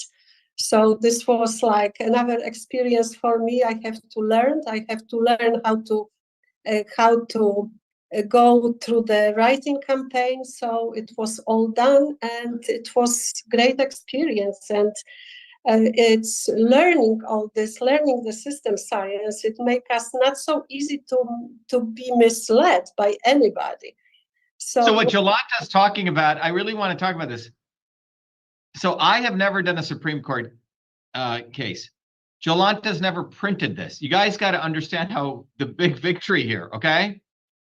The big victory was, first of all, learning how to do this. No one helped me. I had to do this. And then the Supreme Court of the United States still follows rules from 1787 that when you submit a Supreme Court case, you have to take this document, and then Jolanta had to cut it. What was it, Jolanta? By 4 inches by 6 inches. And you have to stitch it into a book, 40 copies into a booklet, like they did in the 1700s, and then ship it. What I didn't tell Jolanta, because I didn't want to freak her out, there are professional printers. That's all they do, okay? Wow. All they do is Supreme Court. I didn't want to tell you that, because you probably would have said, holy shit. That's right? the first time I hear that. Yeah, that's why sometimes it's good to not tell, because then you'll scare people. Sometimes it's good to not know enough at a certain point, so you go jump in and do it. So Jolanta literally in one day got all of this done and shipped to the Supreme Court of the United States. And I was thinking all along that our case would get thrown out because 90% of the people who first submitted, a lawyer told me, they never get this right. So we not only got the format right, we had to prove exactly, this is called a certificate of word count. And they said that the total word count had to be no more than 9,000 words. It just so happened, this was like 4 a.m. I had to get it done. Our word count was exactly 9,000 words. Yeah. Okay? So there was a lot of very powerful things going on here. Jolanta learned how to do, so Jolanta, you could actually go into that business. I don't know if you know that. Okay, now. You could use this as our first I started already. I'm being serious. Yeah, it's a good experience. Yeah, so again, huge victory. You see, we just jump into stuff and we do it. So yeah, thanks, Jolanta. 100% focus on this. This day was just the Supreme Court lawsuit, nothing else. Right. But I'm saying that you got all the knowledge now. Let's go to Dustin. Dustin's has done a lot of on the ground work. You may have seen that video with the double rainbow, and Dustin's out there with his dog. Go ahead, Dustin. Yeah, it's been great, Dr. Shiva. I couldn't believe it when you said you were going to run for president. I started following you in 2020, and you said you were going to get on the ballot. Let's do it. You kept saying, we got to get on the ballot, and you kept telling us that we had to do that. And it's a daunting task in Illinois, 40,000 signatures. And, we're operating at a high level of consciousness and calling hundreds of people here in Illinois. There was very few people who were willing to step up to the plate and go out and collect signatures for a naturalized citizen here in Illinois. But Jolanta came forward, and what a huge victory, to be out here with someone like her. We went up to Wisconsin and collected signatures together, along with another volunteer. Jolanta had an idea to go hang banners over the highway, and I suggested we use the term "Don't be a Zionist cocksucker," which is right behind you. Yeah, and they hung it on a very, very, very busy highway on the Kennedy Expressway. Oh, excellent. So the greatest victory for me was standing there on the Kennedy Expressway with tens of thousands of people, because we were out there for hours, and we were just waving at these people and the smiles on their faces. And you know, it was unbelievable, wasn't it, Yolanta? It was so much fun. Yeah, that was incredible. I think, people talk the Kanye thing with the Jewish business leaders in Hollywood is a distraction. What Dr. Shiva is teaching us is the truth about Zionism, something that nobody talks about. And another victory for me was being armed with this intelligence and being able to go to my friends who have known their whole lives that this stuff is going on, but don't really know how to talk about it. And now I can stand firmly on the ground. I had guys coming up to me, poking me on the shoulder, telling me how Trump needed to be president and stuff. And Yolanta was standing right next to me, and I stood my ground. In the face of Kennedy supporters, all these different people. That truck that you mentioned, Dr. Shiva, with the rainbows behind it, got towed from there. And I had to go shell out hundreds of dollars and to get my truck back. And so, they attacked me. I had cops try to stop us. At the farmers market, they tried to kick us out. And so it was good for me, to stand my ground and in the face of all this stuff and to achieve this great goal of having Dr. Shiva as a write-in candidate here in Illinois. We did the impossible, and thanks to my great teammate Yolanta on this. Awesome. Yeah, so we have two really good, strong people there in Illinois, which is awesome, and a bunch of people around them. Let's go over to California, and then we'll come back to Michigan. Ray Martinez, Maria Canistra, and Jill Jones. Let's start with Maria, and then Jill, then Ray. Maria and Jill connected, and then there's really go ahead, Maria. So talk about the victories there. And then I think we've gotten most people here. We just have we have Michigan to finish up, and then we have if anyone else we want to definitely go to Rahul Maitra, who busted his buns, and he's put together a great team in Virginia. They made many victories. It was a very, very tough state, but Rahul will talk about it. Go ahead, Maria. Maria, can you unmute, or Jill? Maybe Maria can't. Jill? Maria? Can they not hear us? You have to unmute, Jill. We can't hear you. Hi. Hi. Thank you. Hi, Jill. Hi, Yeah, how's it going? Hi, it's going good. I just came from the polling place. I voted Dr. Shiva for president. This is the first time in my life I got to vote for somebody I wanted to be president, so I was quite excited. And yeah, we had some major victories here in California. We got to mobilize a lot of volunteers, and we've built a really strong community of people. It's took a lot of work to get the calls out. First of all, to organize the people together. We had a signature collection campaign. California has a very large population, and here in our state, we had to get 54. We're getting a little bit. Please, only one. Yeah, Maria, can you mute? Yeah, go ahead. So we had to get 54 presidential electors and 54 alternate electors. So 54 pairs, 108 people total, filed with the Secretary of State. Well, that's one of our tasks. For the signature collection phase, California requires 220,000 verified signatures. So that was quite a monumental task. And we got a lot of volunteers on the ground, a lot of amazing people, and they have continued, a lot of them have continued to hand out cards, to be part of our campaign. We got out more than 50,000 cards here in California, I want to say. I haven't got the final tally, but it was pretty close to 50,000 last I checked. And so we have a nice community of people, and we did manage to get actually 58 pairs of electors to file with the state of California. It took a lot of coordinating for the writing campaign to get that done. We had to have reinforcements from other state leaders. They thankful for coming in. We even had people from overseas supporting us. And, you know, it's this task where you said, is this even possible?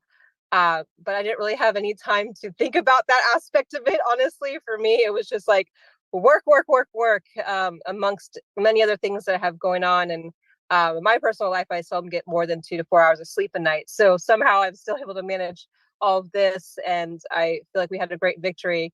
I got a very kind text from someone who said they wanted a copy of their elector form so they could frame it. And I just thought that was so beautiful. They are so proud of themselves for being part of this. And they've handed out a lot of cards. And it just shows you the kind of heart and spirit that people really have for this movement and for what we're doing. And people really got to be empowered and activated. Thanks, Jill. Thanks for the great work. I think the big thing people need to understand is very, very difficult to get a write-in candidacy. Not only did we achieve our numbers, but the Secretary of State, I was on the phone with them, just randomly decided to throw some of our electors off for no reason. We're going to be suing them. And we're going to probably take it to a very fast lawsuit. But the thing was, we did all the work, exceeded it. So Jill and her team did amazing. Go ahead, Maria. But anyway, we're gonna push it. It doesn't matter what they do to us. We're gonna fight them. Go ahead, Maria. Thanks, Dr. Shiva. Yeah, just to piggyback on Jill. Yeah, we had a lot of amazing people that really came together. You know, I started out doing a lot of calls, and then we just started getting people kind of like little by little, and then they just started coming together, and we had a group collecting signatures, and then, you know, we had to get those really work to get the electors and the alternates, so we had to get the 108. And yeah, that was pretty amazing because a lot of those people, I mean, they did step up, and then a portion of them said, hey, I want to help. And, you know, they started giving out cards. And the person that had said that, or text both of us, that said, hey, I want to frame, you know, the candidacy write-in for Dr. Shiva. He's actually motivated a whole group of people there in his county, in Orange County. And it's really been amazing because California was, when I first started just calling people, I mean, I felt like, oh my God, everyone is just scattered. We're just so scattered. But at the same time, people really wanted to come together.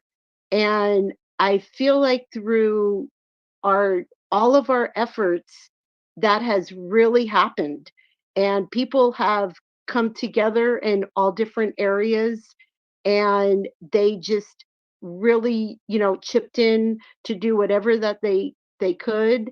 And, you know, for us to be able to get, you know, the 108, and actually we got, you know, 8 more people on top of that, was pretty amazing. Yeah, and so it just has been a huge victory that I see from my end, because a lot of people really got inspired, and all these people work, and they just did it in between, you know, on their time here and there. And yeah, it's been quite amazing. It's been quite amazing. And I had a lot of people texting me. I just said, you know, write in Dr. Shiva, president, and write in Crystal Ellis, vice president. And so, yeah, that's what people have been doing all day. So it's been. And this is some breaking news that Alan Erickson just voted for my. You can see my nigga. Oh. Massachusetts. Alan Erickson. Who said he was going to vote for. Anyway, he's a writer here. Anyway, Maria, I just wanted to break that up to another big victory, getting him over. Okay.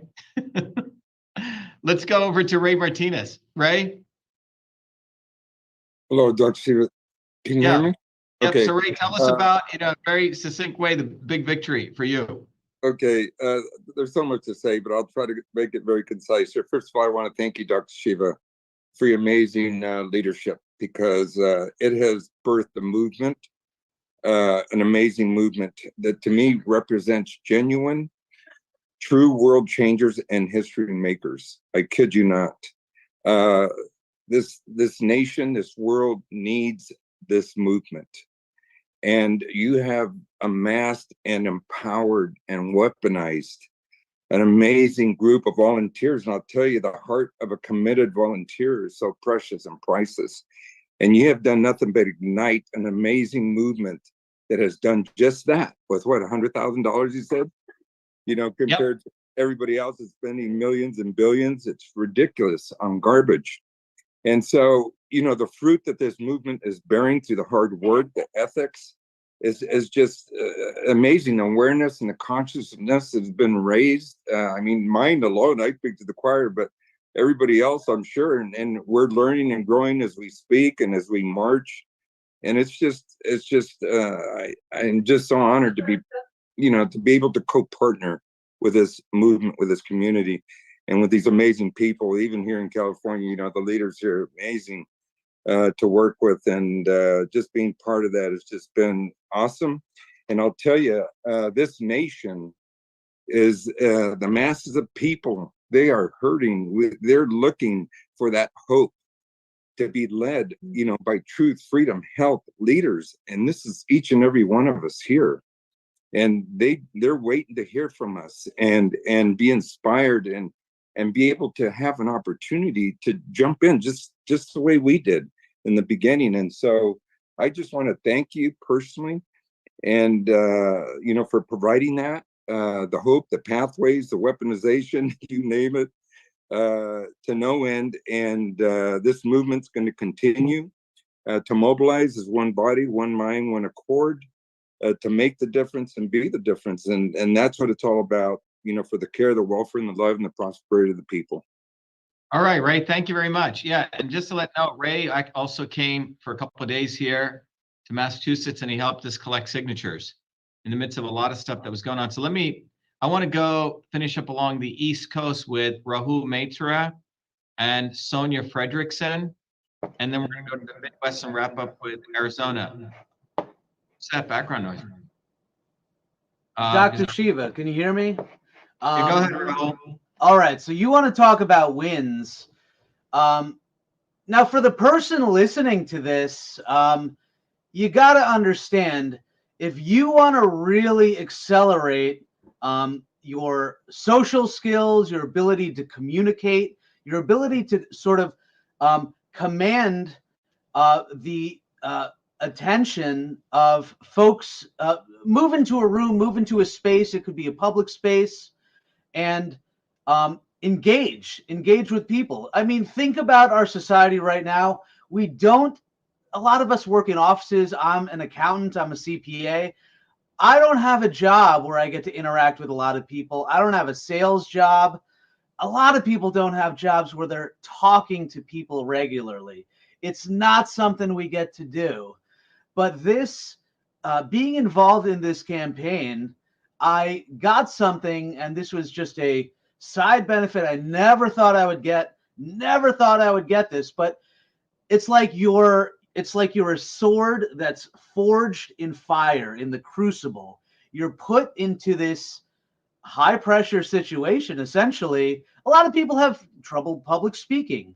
One of the people who is on the Virginia team who really broke out of their shell is a guy named Marcus. Marcus came in. Now, Marcus was in the military. Marcus, you know, you look at this guy and he's an absolute legend, but when he was first getting started, he had trouble talking to people just to break the ice. He would be out there for an hour or two and, you know, maybe not engage that many people.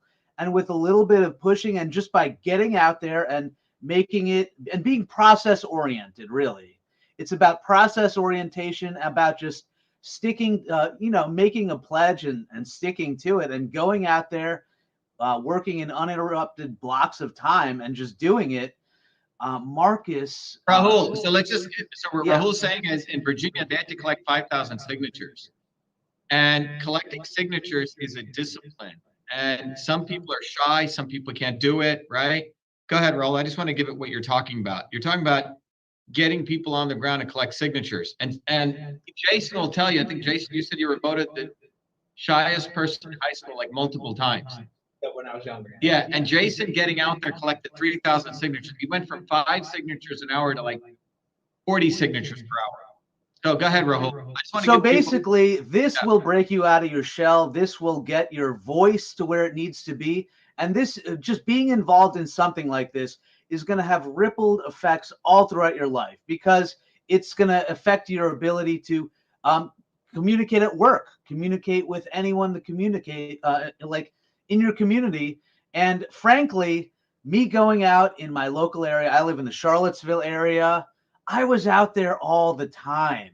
People saw me, people recognized me. And now if I go out there, like, I already have this connection. People have seen me engage.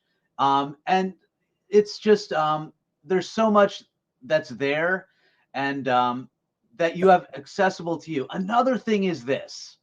You know, the only other time I really got excited about a movement was years ago when I was younger, during the Ron Paul days, but the tech is not where it is now. And we have some amazing gifts, but a lot of time what happens is we don't even use the tools that are around us. There's thousands of dollars millions of dollars in infrastructure in the internet and all these things. And what Dr. Shiva has really done, and people like Suresh and the team, Crystal, is mastered tools like Zoom, mastered being able to basically communicate and check in and actually have a real working team that is in contact with one another, that is on it, that is basically connected. You know, I ran into some paid people from Jill Stein. I can confirm that for you by the fact no organic people were collecting signatures. It was a guy, he was paid. It wasn't like what you see in the Shiva campaign. These are real people. They're connecting and they're using tech. Rahul, please say her name properly. Stein. Jill Stein. I'm sorry, yeah. Jill Stein. Yeah. No organic help. They were paid actors. They were getting paid, I think it was like $7 a signature. And that guy's heart was not in it. And anyways, it was pathetic. So the fact is that this movement really just harnessed the technology that's there around us. A lot of people don't know how to live stream. They don't know how to do these Zoom meetings. They don't know how to run a Zoom meeting. And I mean, I could just tell that just so many people learned that they were forced to use this technology, forced to engage, forced to just check in and have some accountability. That's another thing. I think a lot of people don't have this accountability element. And a lot of these campaigns, you want to go help someone, you're not going to get Jill Stein calling or reaching out to you or checking in and doing a weekly meetup.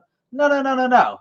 You think you're going to get RFK on the horn and him checking in with, you know, Virginia or Massachusetts? No, these people don't even engage with their own teams. And I don't know if they have organic teams or if they're all paid. I remember when we were dropping off signatures on that final day, August 23rd, I believe was the date. You saw the team for, you know, Cornell West or whatever. These are all paid actors. All of them were paid. I mean, it just wasn't it wasn't a movement of the people. It was very, very stark contrast between Shiva's campaign and these other folks that are just buying, you know, paying some really some, just as Dr. Shiva said, a mercenary group to do their footwork, and their heart's not there, and it's not a reflection of the people. It's really not. And you know, we had to deal with police interactions. We had to step up and deal with these uncomfortable things, and it really made us stronger, you know. And it's an opportunity that can strengthen you. So today is election day. Today is not the end of the movement. And Dr. Shiva, if you could even just talk about where things are moving forward, if people want to help now, if people are hearing this and want to get involved, what are some of the next steps? If you could talk Yeah, about that. so Rahul, I want to do that in the interest of time.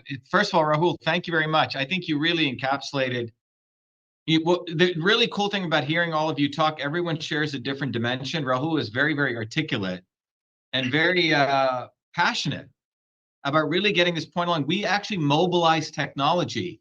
There are, I would say 80% of you never even used Jitsi. 80% of you never used Element. Jason, I keep saying, was never even used a computer. Not even a phone. Not even a phone. He was living in the woods, in the top of a mountain, inside a rock, if I remember, when we found him. No, just kidding. No, but Jason wasn't using, but he's now using all these tools. But you cannot understand that we have a global team of people who are weaponized with technologies. That's dangerous for them. And the level of invisibility, Rahul, they had to do, they have to act like we don't exist, because they have analysts at Harvard, at MIT, and all these places who know what we're doing. We're on their radar, and their response was make them invisible, right? Like they have to act as though we don't exist. And that's another big victory, that we drove them crazy, that they had to put a lot of effort to making us invisible. I would say they spent more money, more energy making us invisible had they actually been engaged in us. So this was quite hard for them. They had to spend billions of dollars not engaging us. So let's go to Marianne Berry. Marianne, so in the interest of time, if you guys can be very precise on the victories, and then we'll go to Michigan, Doris, and I just want to, and Anna. Go ahead, Marianne. Let's just do like a rapid fire. Victory, victory, Okay. victory. Go ahead. The first victory was getting the 11 electors. That was extraordinary. Walking into the Secretary of State's office and delivering that really empowered me, because I had been a caretaker for 10 years and my husband passed away. So it really made me feel like, my gosh, I have something to do in life that's worthwhile. So the second empowerment was going out and getting signatures. And the first time was at Walmart, not knowing that I was going to be surrounded by the dead end kids. I mean, there were 6 people surrounded me, and I thought, really, guys? It just still felt empowering getting signatures, because the people that I was getting signatures for were very willing to sign, and they were engaged the fact that there was another candidate out there. So it really was empowering. And then I want to say, making a lot of phone calls months ago when I was getting the electors. But what was really interesting is the last 2 weeks before the election, these people text me to say, hey, I don't know if you remember me, but you called me a few months ago. And yes, I wrote in Dr. Shiva's name. And that made me feel like, oh my God, everything is so worth it. Everything is so, these people are liberated, and they sign Dr. Shiva's name on the ballot today. And I hadn't talked to him for several months. So we do have a lot more liberated people here that are contacting me. They want to get involved. And that's just a great victory, knowing that there are people out there that get it. And it's exciting. Great. Let's go over to Sonia Fredrickson in North Carolina. Go ahead, Sonia. Sonia, share with us some of the victories. I mean, obviously you had a big victory in North Carolina, getting us on the ballot there. You had to collect quite a number of signatures. Can you unmute, Sonia? Yes, thank you. Yeah, so if I want to talk about the victories, obviously I felt very victorious when I wrote your name in on the ballot, if I could speak personally, and I would imagine the other warriors in North Carolina felt the same way. But for me, the sense of community was huge for me, because I felt alone for a majority of my adult life, about politics anyway. None of it ever made sense. And so just being able to speak with people on the phone who can relate and you can have a conversation with was huge. And obviously I've gained a lot of friends too. I also wanted to mention the technology. I ran a flower shop for 35 years, and the things that I've learned here with technology, organization skills, I learned more in the last year than I did the whole 35 years of running that flower shop. So it really makes me feel empowered. And as far as the political system, like, I think we understand now what we need to do. Like the mistakes that were made, not really mistakes, but just ways where we can improve. And we have all the tools, like you said, we have all the tools. We just need to educate ourselves and execute. Yeah, and just to give you an idea, we had to get 500 signatures to get on the ballot in North Carolina. And Sonia and I would be in touch, and she would share about how Trumpers would come and harass her, okay? She was in some very, very difficult situations. So in New Jersey, it was Kamala Harris's people attacking us. In places like North Carolina or other places, it was Trumpers, right? And she was in like heavy red territory. And they made it very difficult for us to even get one signature. You know, here 100 people would pass by, we get 5. For Sonia, 10,000 people would pass by for her to get one signature. So it was a battleground for her to do that. So, and the people who helped her out. So, but again, Sonia, the big victory here is we teach people a lot. Stuff they don't even get in graduate school or even business school. How to use computers, how to use a CRM system, how to communicate with people, legal stuff, a ton. So those of you listening to Rahul's point, if you really want to get real education, we're going to teach you a lot. You know, you're going to really grow in a small time frame, farther than all the time you could spend, dicking around elsewhere. So thanks, Sonia. Let's go to Michigan with Doris. Just want to move a little bit quickly because I know it's getting a little bit to bedtime for some people. Doris and Anna, just talk about the victories there in Michigan. And I just want to make sure we didn't miss anyone. Doris, go ahead. Okay. Hi, everybody. And yeah, and this is great. This is great that we're all victorious. When I put Dr. Shiva's name on the ballot tonight, I was really happy.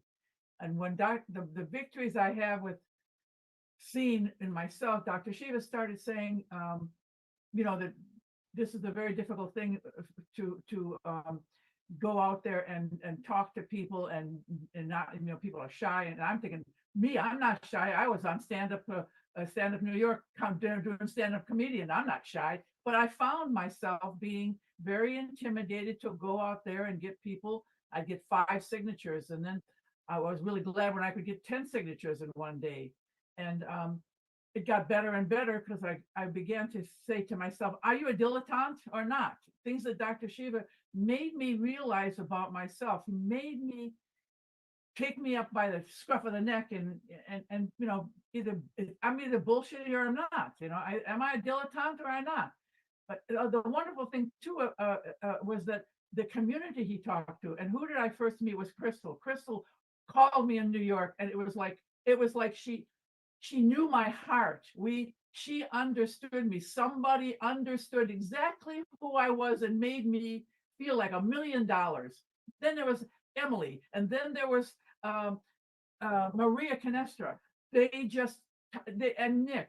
Oh my God, this was a community that Dr. Shiva was talking about. This is why we were coming together. We meant something. This were people this is not bullshit people. These are people who really say what they mean and mean what they say. And all the time that I kept on questioning myself, I kept on hearing Dr. Shiva's words in my ear. Are you a dilettante? Are you? When I didn't get, and even Jason called me recently, about a week or 2 ago. And when I was feeling really bad about myself, Jason must have picked up something and made me realize, maybe I'm burned out. He said something to me, and I realized all of a sudden, this is such a stressful thing. But I went out there. I got my 10,000 cards. I didn't get all 10,000. Or maybe I still got about 2,000. But I went out there, and in New York, I was really tied up because there was nobody but me in Manhattan before Delio came on, and I didn't really get to work with Delio. So what did I do? I had a little bit of money. I got those cards, and every time I'd go out, I'd put them in the driver's side, of their cars. That's what I started doing that way back when. And now everybody's now doing it. But the thing is that I found a community, and listened to Dr. Shiva. The first time I heard from him was when he was being beaten up on that second run for senator, and I heard some talk, and I said, "Oh, this is an interesting topic," and that's how I found Dr. Shiva. But anyway, I'm very glad to be part of it. Thank you, Dr. Shiva. You made me a whole new person. And I moved to Michigan, not being able to take signatures initially until I came to Michigan, and then I had an actual, residency in Michigan, so that I could then start doing it. But in New York, I believe it or not, as much as I'd been there, I was even shy. Me shy? I've been on stand-up comedy. I'm not supposed to be shy. But anyhow, I learned a lot. I grew a lot. Thank you so much. Thanks, Doris. The victory I just want to say is, what was happening too is when I would give cards out and somebody would be sitting in their car and I'd flash the card at them here, they would roll down the window and I'd get a chance to talk to them and tell them, how would you like to get a PhD in finding out how the few control 8 billion of us? And then we would engage. And this is what you were talking about. Thank you for letting me do that. That's great, Doris. Anna, tell us in the interest of time, I know you probably have a lot to say, but talk about like a couple of sentences on the victories that you saw in Michigan. Go ahead, Anna. Anna, go ahead. We can't hear you. Maybe your mic is not on. Anna? Oops, we can't hear you. While we're waiting for her, let's go over to, I just want to make sure, who did we miss? Yeah, Jason, why don't you just talk while we're waiting? Go ahead, Jason. Okay. So I wonder if everyone has noticed a trend going on here, and this trend that I've seen is that we're able to mobilize people. If you just go with Massachusetts, all these people came in. How did that happen? First we had the infrastructure. A lot of people talked about it. Second thing is we have this education, which Dr. Shiva's brought. Everyone talked about that too. But within it, watching this, what we did here in Massachusetts, Dr. Shiva in 10 days, 20,000 signatures, ridiculous. But I think the biggest victory is that that's created. Me coming here in 2020, the only thing that led to that was the Truth, Freedom, Health. And the thing that led to that was you running for, I think, Senate. So all of these things, all huge, you even being born, that's a huge victory. But again, all of these things is built up. It's like this energy. It's this inertia. And I think really that, going to now to where we are today, look at all these people on this call, to me, without the infrastructure. Jason, talk about the 20,000 in 10 days. Remember when that started? 99% of people didn't believe we were going to do it. Yeah, nobody believed it. I believed it, but to actually watch it is a completely different story. To all of the effort went in from everyone coming here. That night when all of us were up for 24 hours, ridiculous. Just to watch that happen, the dedication. And that was just one little tiny part of all of it. So thanks, Jason. Yeah, no problem. Yeah, I think what Jason's really trying to say is that when we did this, no one thought in Massachusetts that we would pull it off. 20,000 signatures in 10 days, which means we need to get to 2,000 signatures a day. And we just went and did it. You just go do it, So that was what's extraordinary. And so we showed a lot of naysayers that we could do it. And that's what our movement did. No one thought a naturalized citizen could ever get on the ballot. Arnold Schwarzenegger said he couldn't do it. The so-called Terminator, so-called #1 bodybuilder. We did it. Think about we did. All these people sit and they talk about what you can't do, right? We go and do because we just go do it. So I think Ryan Nicholas just says, vote for Dr. Shiva, just fucking do it. And he put the Nike logo. It's a good attitude. You can mentally sort of masturbate about things all day long and just theorize, with your smoking your pipe and scratching your goatee all day. And that's different than just jumping in and doing it. That's what we do. Who do we miss? Matt Stoneman. Matt Stoneman has really grown a lot. I mean, he's able to articulate shit. To me, that's a big victory. Go ahead, Matt. Just wrap it up, Matt, and we have a couple more. I think the biggest victory is that breaking away of the consciousness. I was being misled all over the place, and then I watched one video, and at the end it said volunteer, volunteer, volunteer. And it's something I never heard from all the distractions. So just getting up, getting out, and doing something, huge victory. Tennessee and Kentucky, Nick at the helm, just absolutely taking the knowledge and using it, applying it.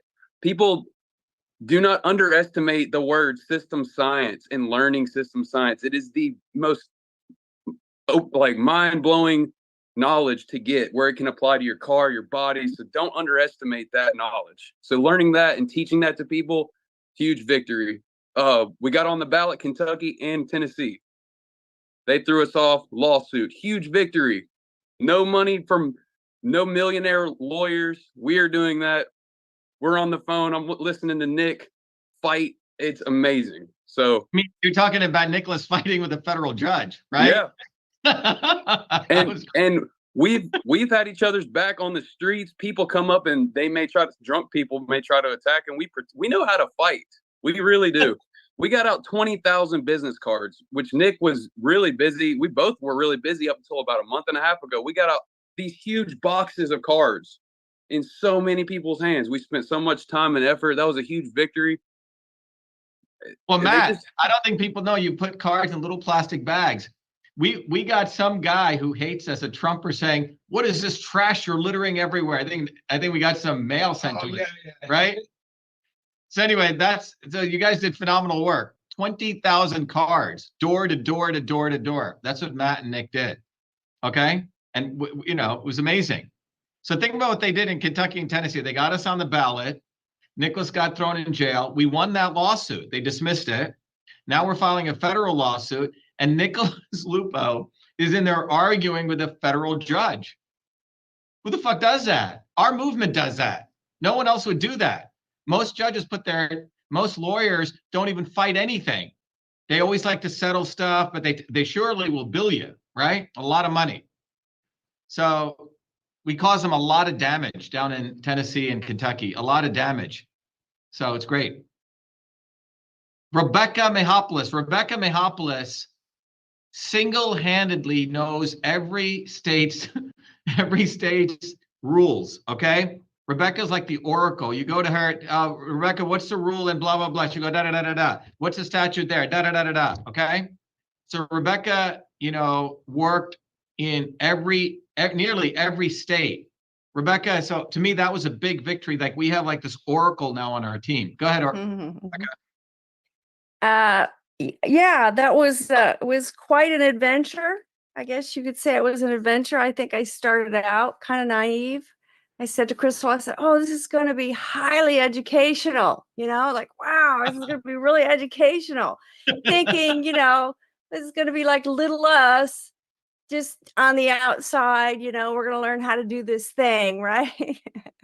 But we dug in and got, you start with one state and then you do another state. And then before you know it, you're talking to a Secretary of State. And then, there's just like massive amount of stuff that we had to figure out. People don't realize none of us had any idea whatsoever how to get a presidential candidate on the ballot in any state. But look at this, Rebecca. If we had told you all the work you do, you would never have done it. So we didn't want to tell you all that. Yeah. But look at all the look, Arizona write-in we're on, Colorado write-in, Connecticut write-in. Yep. All of these states, we had to get presidential electors, fill out forms on the ballot. But you can see the fruits of Rebecca's, quarterbacking of all of this. Mm-hmm. Okay, everyone sees that here. And some of these states, we're on the ballot in New York as a, write-in, okay? Some of these aren't correct. But Wisconsin, they disqualified us, but wherever they've disqualified us, we're filing lawsuits. But this is quite amazing. Every one of those is a victory for you, Rebecca, and for the whole organization. Yeah, and if I could say that it's really I think it's a victory for the whole country because we didn't just we shattered the swarm, but we shattered their illusion that you have to have some big qualifications or some sophistication to know this stuff and to do this stuff. And I'm here to say it's not true because I've been a housewife and a mother and a dog mom for 40 years. That's all I've done is take care of a house, kids, and dogs, and a husband. And we have been battling, contending with people at the highest levels in these states. And let me tell you, they aren't sophisticated. They aren't complicated. They're dumb. They don't know anything. I get great joy out of talking to these people, realizing that they don't have an idea what they're talking about. And yeah, for Rebecca, me as a housewife, yeah, to say, no, I'm sorry, but that statute's wrong. You're using the wrong one. I mean, that's a victory. We can do pretty much anything we want to do. And they don't want us to know that. Yeah, by the way, Rebecca, Trump's campaign has probably around 75 people, all lawyers, half-time lawyers on payroll doing what you were doing, just to give you an idea. Mm-hmm. Okay? And all they're doing is just sucking up donors' money, which comes from working people. Poor people are giving Trump $200, $500. He suckers all that billions in, then he hires his friends. Mm-hmm. And they got like 75 people who are doing the work of Rebecca. Mm-hmm. Probably 2 people with every state, understanding all their rules and statutes. That's what I want to tell you. We are like a force multiplier. We literally do the work of 100 people, one person. I really want people to it's hard for people to fathom this, right? But that's what we do. And sometimes it's good not to know. When I started many of my companies, if I look back and I knew what I didn't know, I would never have started anything. Sometimes it's good not to know how deep the ocean is. Just jump in, or you'll never jump in. But it's quite extraordinary, Rebecca. Quite extraordinary what we've done. It is. It really is. When we did those lawsuits, we had certain blank areas left, and Rebecca would come in and fill in the statutes, because she knew where the statutes were. They have like a team of lawyers that's doing that. Yeah. Okay. So I just want everyone to get inspired by how much we have fucked them, how big of a landslide this really is for our movement. The fact that for 3 hours we're still here and we're sharing these victories. They have no victories. When I met Trump that day, I cannot tell you how weak and frail, how lonely, how fucked up he looked in that little room. I'll never forget it. I didn't want to go meet him. All my friends told to meet him. I went into that little room. It was a little room. He's sitting there. He literally looked like, and I've been to Broadway shows where you go to the back room and the actor is taking on their makeup. That's what he looked like a frail old man. And as he talked, he was talking like a robot. And Michelle and I are looking at each other like, we're like, this guy has no fucking friends. He has no one who loves him. And Michelle left crying at his sorry ass state. You don't understand how sad these people really are. They have no fucking friends. They have no one who loves them. Because all of their relationships are highly transactional, based on money, profit, who they know, dropping names. They're very, very vacuous fucking people. And I will never forget 2 hours. He's defending himself to me, saying, oh, you're great. Thank you so much. It's like a robot. And then when we left, I've shared this many times. It was like Michelle was crying. She's like, he's got fucking nobody. And he doesn't. Do you think his wife loves him? That's a prostitutional relationship, like constitutional, okay? It's a prostitutional relationship. There's nothing there. His son-in-law and his daughter, they're in the White House, 2 fucking morons. They milked about $1.6 billion. They don't give a fuck about him, nor does he give a fuck about them. We are creating something that people are doing it for the right reasons. Rebecca, a grandmother who would be taking care of grandkids, understands statutes. And she can argue now Rebecca, do you want to tell the big victory with Louisiana? Was it Louisiana, Crystal? Crystal says, you cannot believe Rebecca just went off. She was cursing at the Secretary of State of Louisiana. What was that, Crystal? It was quite funny because Rebecca doesn't curse. And she was going off on them. Do you remember that, Crystal, what you told me? I don't remember exactly what I said, but No, because they had used this principle thing. And you said she went off on them.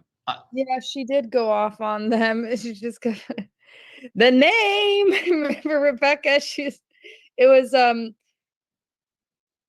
was beyond a technicality. They were saying that we were in the independent party. We did not say that. The point is Rebecca's fire came out and she went because she started knowing the material, becoming very confident. Okay. And then she didn't have to hold back anymore because she knew she was speaking the truth.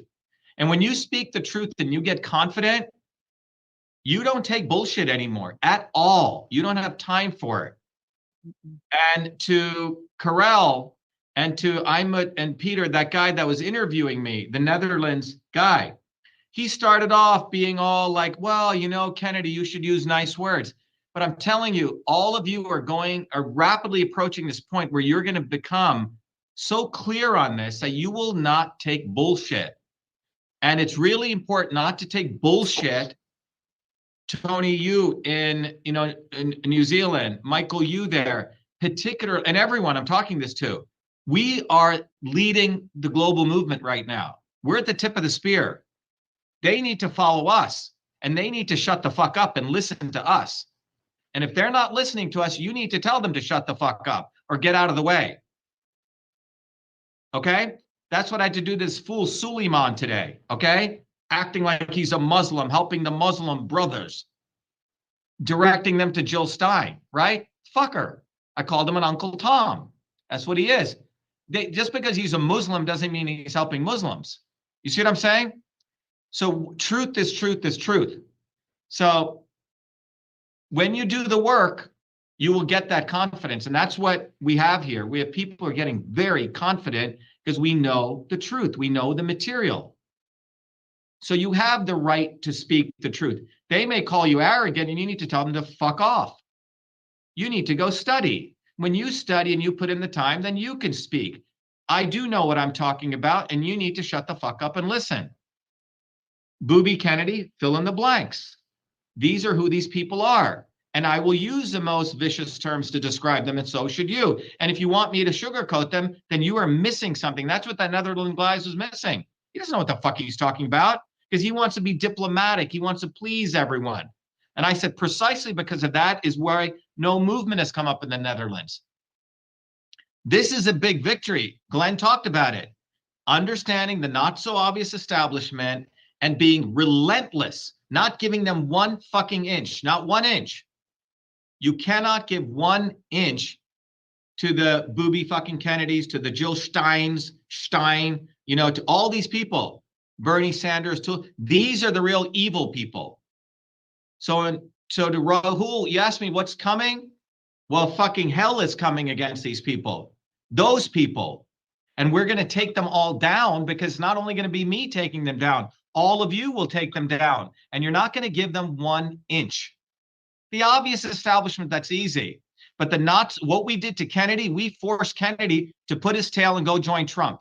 That's what we forced him to do. Then they had to bring in Stein. And we're going to hit every one of these people. After, well, the snake is only going to have one head. It won't be able to pop up the other head. And it'll be very easy to see the obvious establishment. This is a huge victory. That is not me anymore. That the biggest inflection point that's going to occur, that has already occurred, is our movement will not give 1 inch to anyone defending the not so obvious establishment. Because there's a bunch of these people who are defending the not so obvious establishment. You need to bitch slap the hell out of them, like I did with that Netherlands guy. Because that's when you're going to get the confidence. And other people say, yeah, this guy's talking nonsense. And they will humble themselves because they'll realize I am a kindergartner. I'm dumb. I better listen to Michael. I better listen to Tony because he's called me out and I've been getting away with talking bullshit. This is a huge, huge, huge victory. And we force multiplied ourselves, 38 times just me doing it. And I would say this is going to be the most momentous thing that's going to happen globally. 38, 40, 100 people calling these people to the carpet, not letting them get away. That's what's coming around to them. And they know it's going to happen. And that's why they had to make us invisible. But it's failing because we're doing the right things. Okay, let's go to Joe Hirth, who didn't say anything, and Eric. And I think we got everyone. I wanted to make sure, Karel and Ryan, please keep brief and let's wrap up. Did I miss anyone? Go ahead. Go ahead. You guys just speak up. Just give us the victories very quickly. Punch list. Ryan, go ahead. Hello?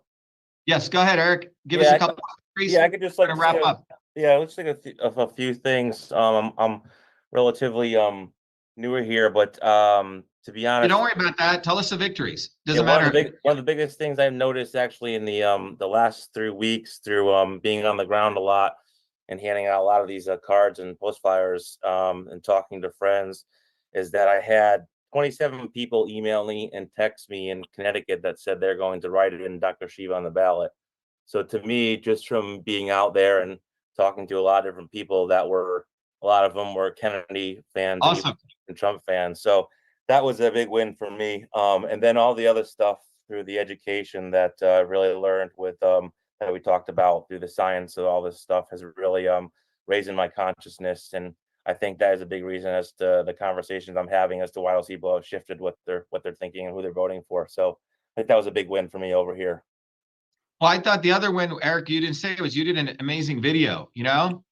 You really nailed it. So, and now we have someone solid in Connecticut along the East Coast. Thanks, Eric. Yes, thank you, Shiva.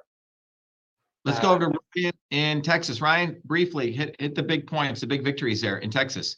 Big victories were getting Nebraska on the ballot, even though those cocksuckers up there fucked with us.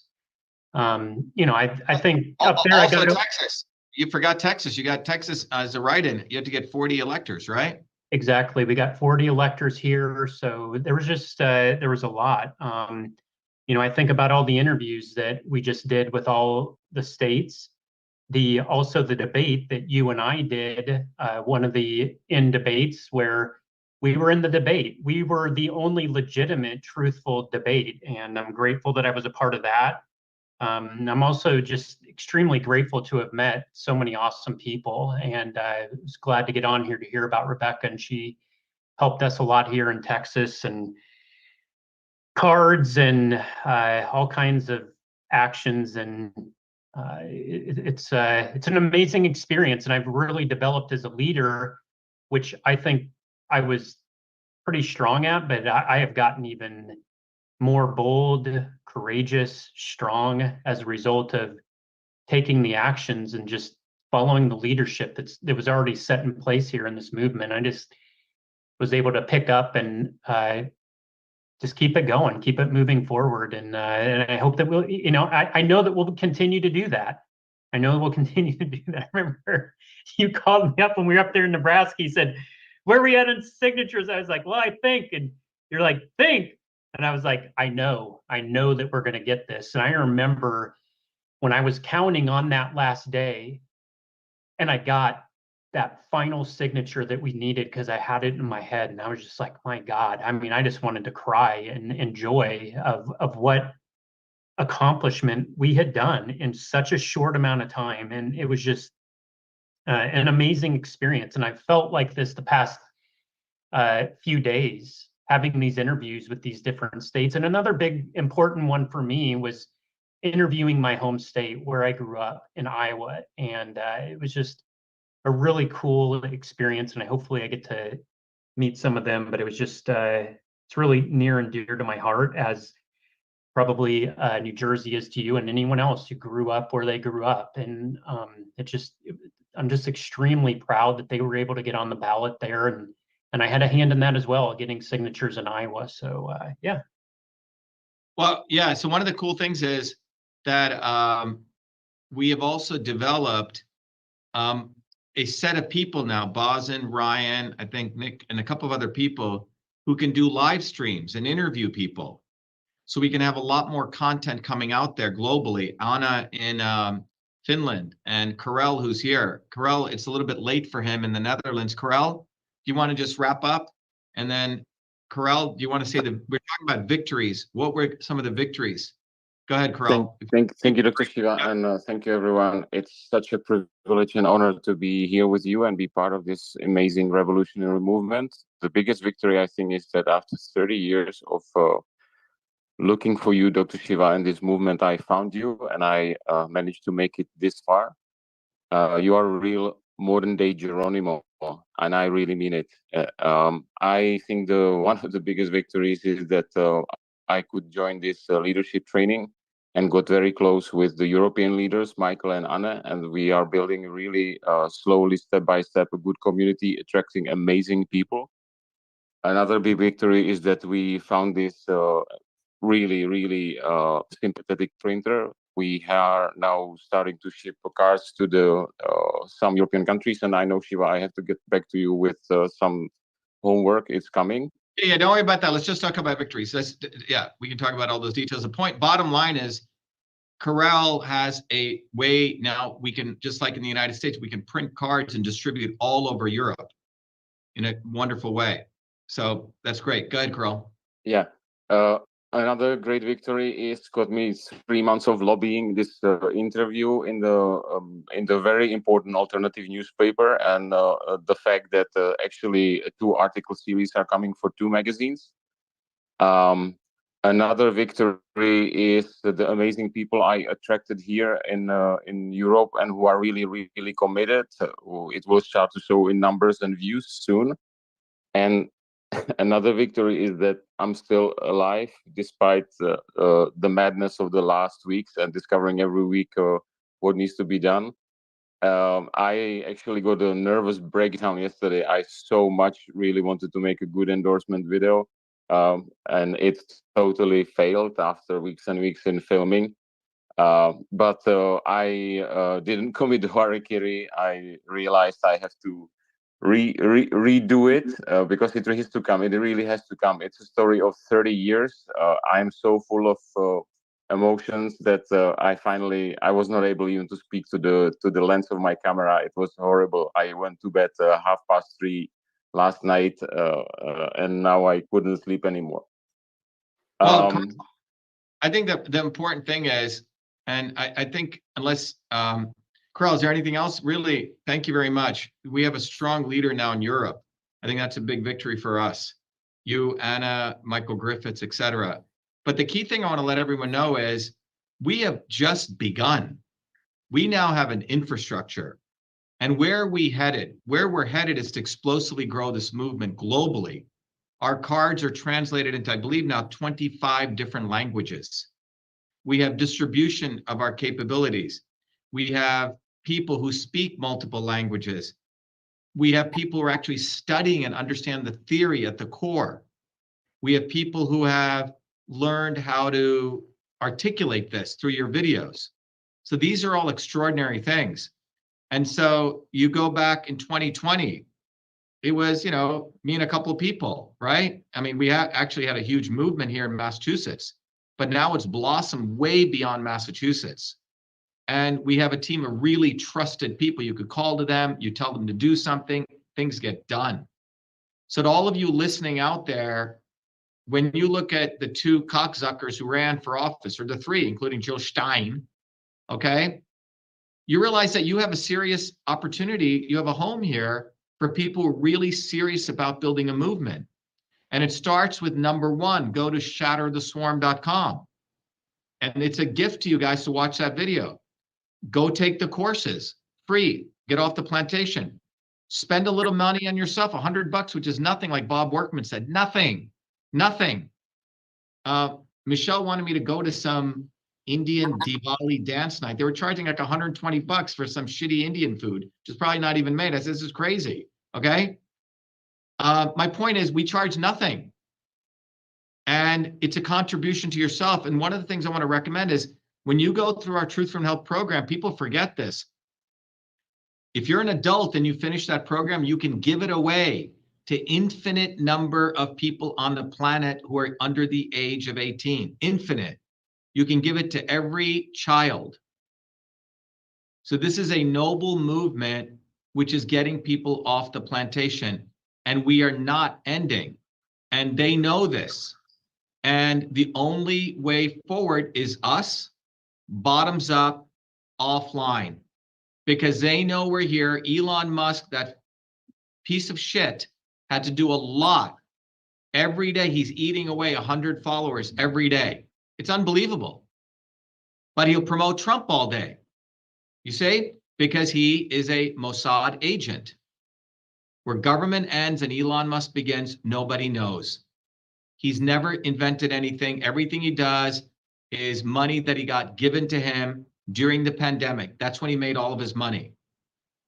So these people know who we are. They're scared shitless about us. They are highly insecure individuals. And they do not know what to do because they don't work for a living. We do. So it's frankly a matter of time as long as we move forward. So to those of you listening, here's your homework assignment. Go to Shatter the Swarm. Number 2, come to our orientation, vashiva.com/orientation. Go to Truth, Freedom, and Health. You will get connected to one of these incredible peoples, be it Karel in the Netherlands, be it Doris in Michigan, etc. You have a framework here, and these people will set you on the straight and narrow if you want to learn how to fight. If you want to suck Zionist cock all day, will give you a recommendation letter of who you can go also join. A very glowing recommendation letter of who you should go join. Okay? We're not here to convince you. We're here to find those people who want to build a powerful movement and grow this. Anna, I think, did you want to say any final things? Yes, can you hear me? Yes, Anna. So give us some of the victories and we'll wrap up. I just want to mention that in the middle of collecting signatures, our leader disappeared. So then we had to pick up those pieces. I was so disappointed. We didn't have enough signatures. But then we got all these 15 electors and we got right in. So I was happy. Excellent. Yeah, thank you, Anna. Thanks for coming in. Continue. And thank you. You are teaching us everything, what you know. Thank you, Anna. Thank you for your amazing leadership. Joe Hirth, do you have anything to say as we wrap up? Joe? Yeah, it was a pretty nice of meeting all these other people in the organization. I feel very good about it. And I believe exactly what you just said. We're not going to disperse. We're going to just grow because we're committed to what we believe in. And I passed out 11,000 cards, which was, yeah, that was pretty good. And I did most of them here in Ventura County, a couple across the border in LA County. And I got like 27 views just from Thousand Oaks, which may be the 6th largest in California. And we also got some more in Ventura County. We had 40 in Ventura County who viewed it, and about another 6 from West LA who viewed so far. So I'm hoping we get some more members here because that's what we need. I think we can do a good work with more people here because we can do a lot better distribution, a lot better communications, and I'm hoping for this to grow. Yeah, it's definitely going to grow. I mean, it's going to force multiply, right? Because things grow exponentially. That's right. Anyway, I want to thank everyone. It is 10:18, and I just want everyone to recognize that we had a massive landslide victory, and every one of you is part of that landslide. You know, whatever nonsense that they do, they're going to continue printing money, they're going to increase cost of living, and they're going to decrease lifespan. But the problem is we exist here, and we have solutions. While we attack and expose them, we have solutions like Clean Food Certified, we have Systems Health, we have Cytosolve, and all of these solutions we're going to get out to people and help improve their lives like we did in 2020, 2021. So in spite of them, we're going to move forward. And they ain't seen anything yet. We have only begun to fight, as someone said once. Okay? So thanks, everyone. Everyone, I want you to go starting to get real happy. Let me tell you, the #1 medicine to live long is to be happy. So I want you guys to think about happiness. And the fact is you get very happy when you're serving others. And that's what we're doing, and we're doing it collectively. So everyone in our organization, whenever you feel stressed out, just think about what you've done and you put a big smile on your face. Don't let anything stress you out, okay? Because everything that we've done to date is doing your life's mission. And very few people ever have the opportunity, they don't take the choice to do that in their lives. They always shirk away from life's missions. And that's what we're doing. And that should get you really, really happy. And you can always reflect on that. You can have a quiet smile upon yourself because you know you're doing the right thing. And you'll sleep very, very well at night knowing that. So that's the gift that we're giving ourselves. We're saving ourselves and we're helping other people. So it's really, really profound. And it'll really, really relieve a lot of stress in your body, you know, and recognize what we're doing is a very powerful, noble service. And we're like Robin Hood and his band of married men and women, you know, seriously. They're always happy, right? Because they can't take the shit away. We got on nearly every ballot.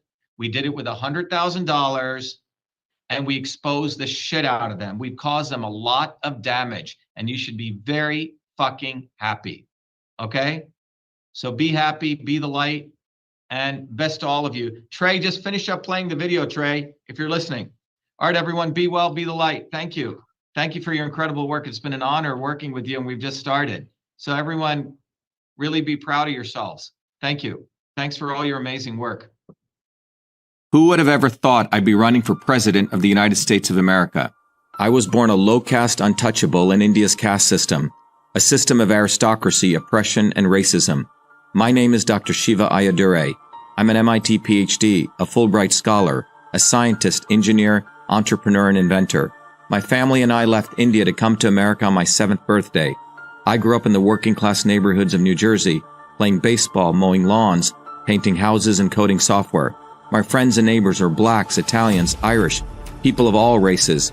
As a 14-year-old, I wrote 50,000 lines of software code to create the world's first email system, and was awarded the first U.S. copyright for email, recognizing me as its official inventor at a time when copyright was the only way to protect software inventions. I did that long before I ever came to MIT, revealing that big innovations can occur anytime, any place, by anybody. Growing up, I saw politicians dividing us by race and religion in both America and India, to have us fighting each other while they remained safe in their gated communities and in their playgrounds of Hollywood, Martha's Vineyard, and Silicon Valley. I'm a fighter. I fought racism and exposed their imperialist wars, fought for workers, and put my life on the line against global corruption. I never wanted to run for political office. All that changed when I saw working Americans as never before being duped by the establishment and the not-so-obvious establishment. Across left and right, we were being sold out and made to forget why we came to America and why America existed. Lawyers, academics, billionaires, celebrities, and politicians, elites, Clintons, Kennedys, Bidens, Obamas, Bushes, black and white have hijacked America. They printed trillions for their friends. They delivered crumbling infrastructure, corruption, and racism. They've transferred trillions to themselves, dividing black and white, fear-mongering, and fake science, lockdowns and censorship, dirty air, food, and water, pushing drugs upon us, making us sicker. We've been sold out. One set of rules for them and another for us. We deserve a warrior with a history of courage in putting everything on the line for you, who believes in you, not them, who has created a movement bottoms up for truth, freedom, health. I've exposed their lies at the right time, never waiting until it was popular. I've exposed their false gods who exist to lead you back to them. I've exposed their fake science of lockdowns and masking and provided you solutions to fight them and win and protect your immune system, saving millions. I exposed Fauci, galvanized the Fire Fauci campaign when others remained silent. When they stole our election, we sued the government and Twitter in our historic 2020 federal lawsuit, exposing in bare view the government and big tech censorship infrastructure, the unholy alliance between government and social media companies. Where was Elon and his grifters? They stood by the sidelines and did nothing. They did not use their megaphones to help us when it could have made a big difference. Now our movement grows for truth, freedom, health, independent of all of them.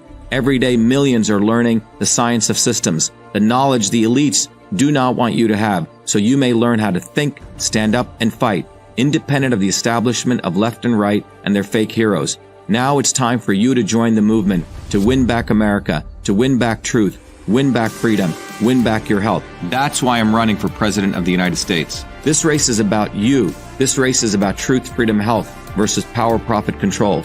We've had enough. They think we'll fall in line and vote again for their lawyers, celebrities, billionaires, and chosen ones from above. We choose our heroes from below, from the rank and file, who do what is right at the right time, not when it's convenient and popular. They can never represent us. What America needs is a movement by the working people, for the working people, who are educated, organized, decentralized, and fight for independence from their systems of control. And that movement exists. It's ready for you. We don't need them. We need us to go bottoms up, neighbor to neighbor. My journey, your journey are all the same. It's our time. It's time we had one of us. It's time to win back truth, freedom, health, to win back America. Be part of this historic movement all the way to our victory on November 5th, 2024. If you're an American citizen, pledge your vote now for Dr. Shiva Ayyadurai, the independent candidate for U.S. President. No matter where you live, you can be a part of this. Volunteer as little as 20 minutes a day. Don't delay. This is Dr. Shiva Ayyadurai, and I approve this message, paid for by Dr. Shiva for President.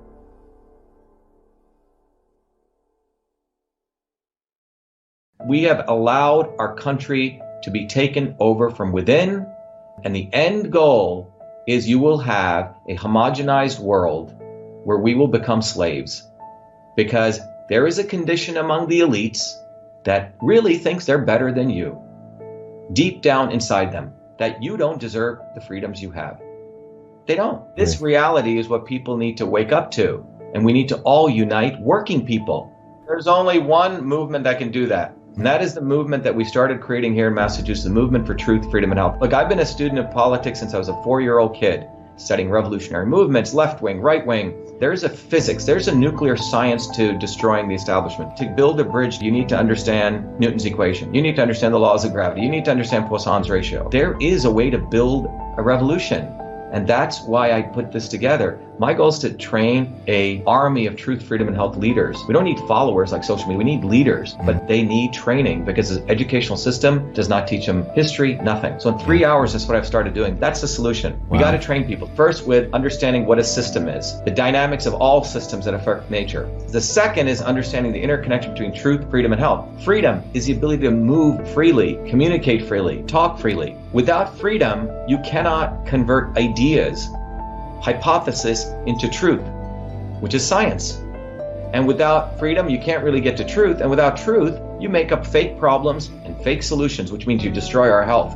And without health, which is the infrastructure of us and our body, you can't fight for freedom. Truth, freedom, health. Third concept is it has to be bottoms up. Working people, people who work uniting. And what the right wing has done is whenever you say working people unite, that must be communist. Meanwhile, they've let the Democrats run unions, which suppress workers, completely corrupt. But when you look at the arc of American history, it's been when working people came up.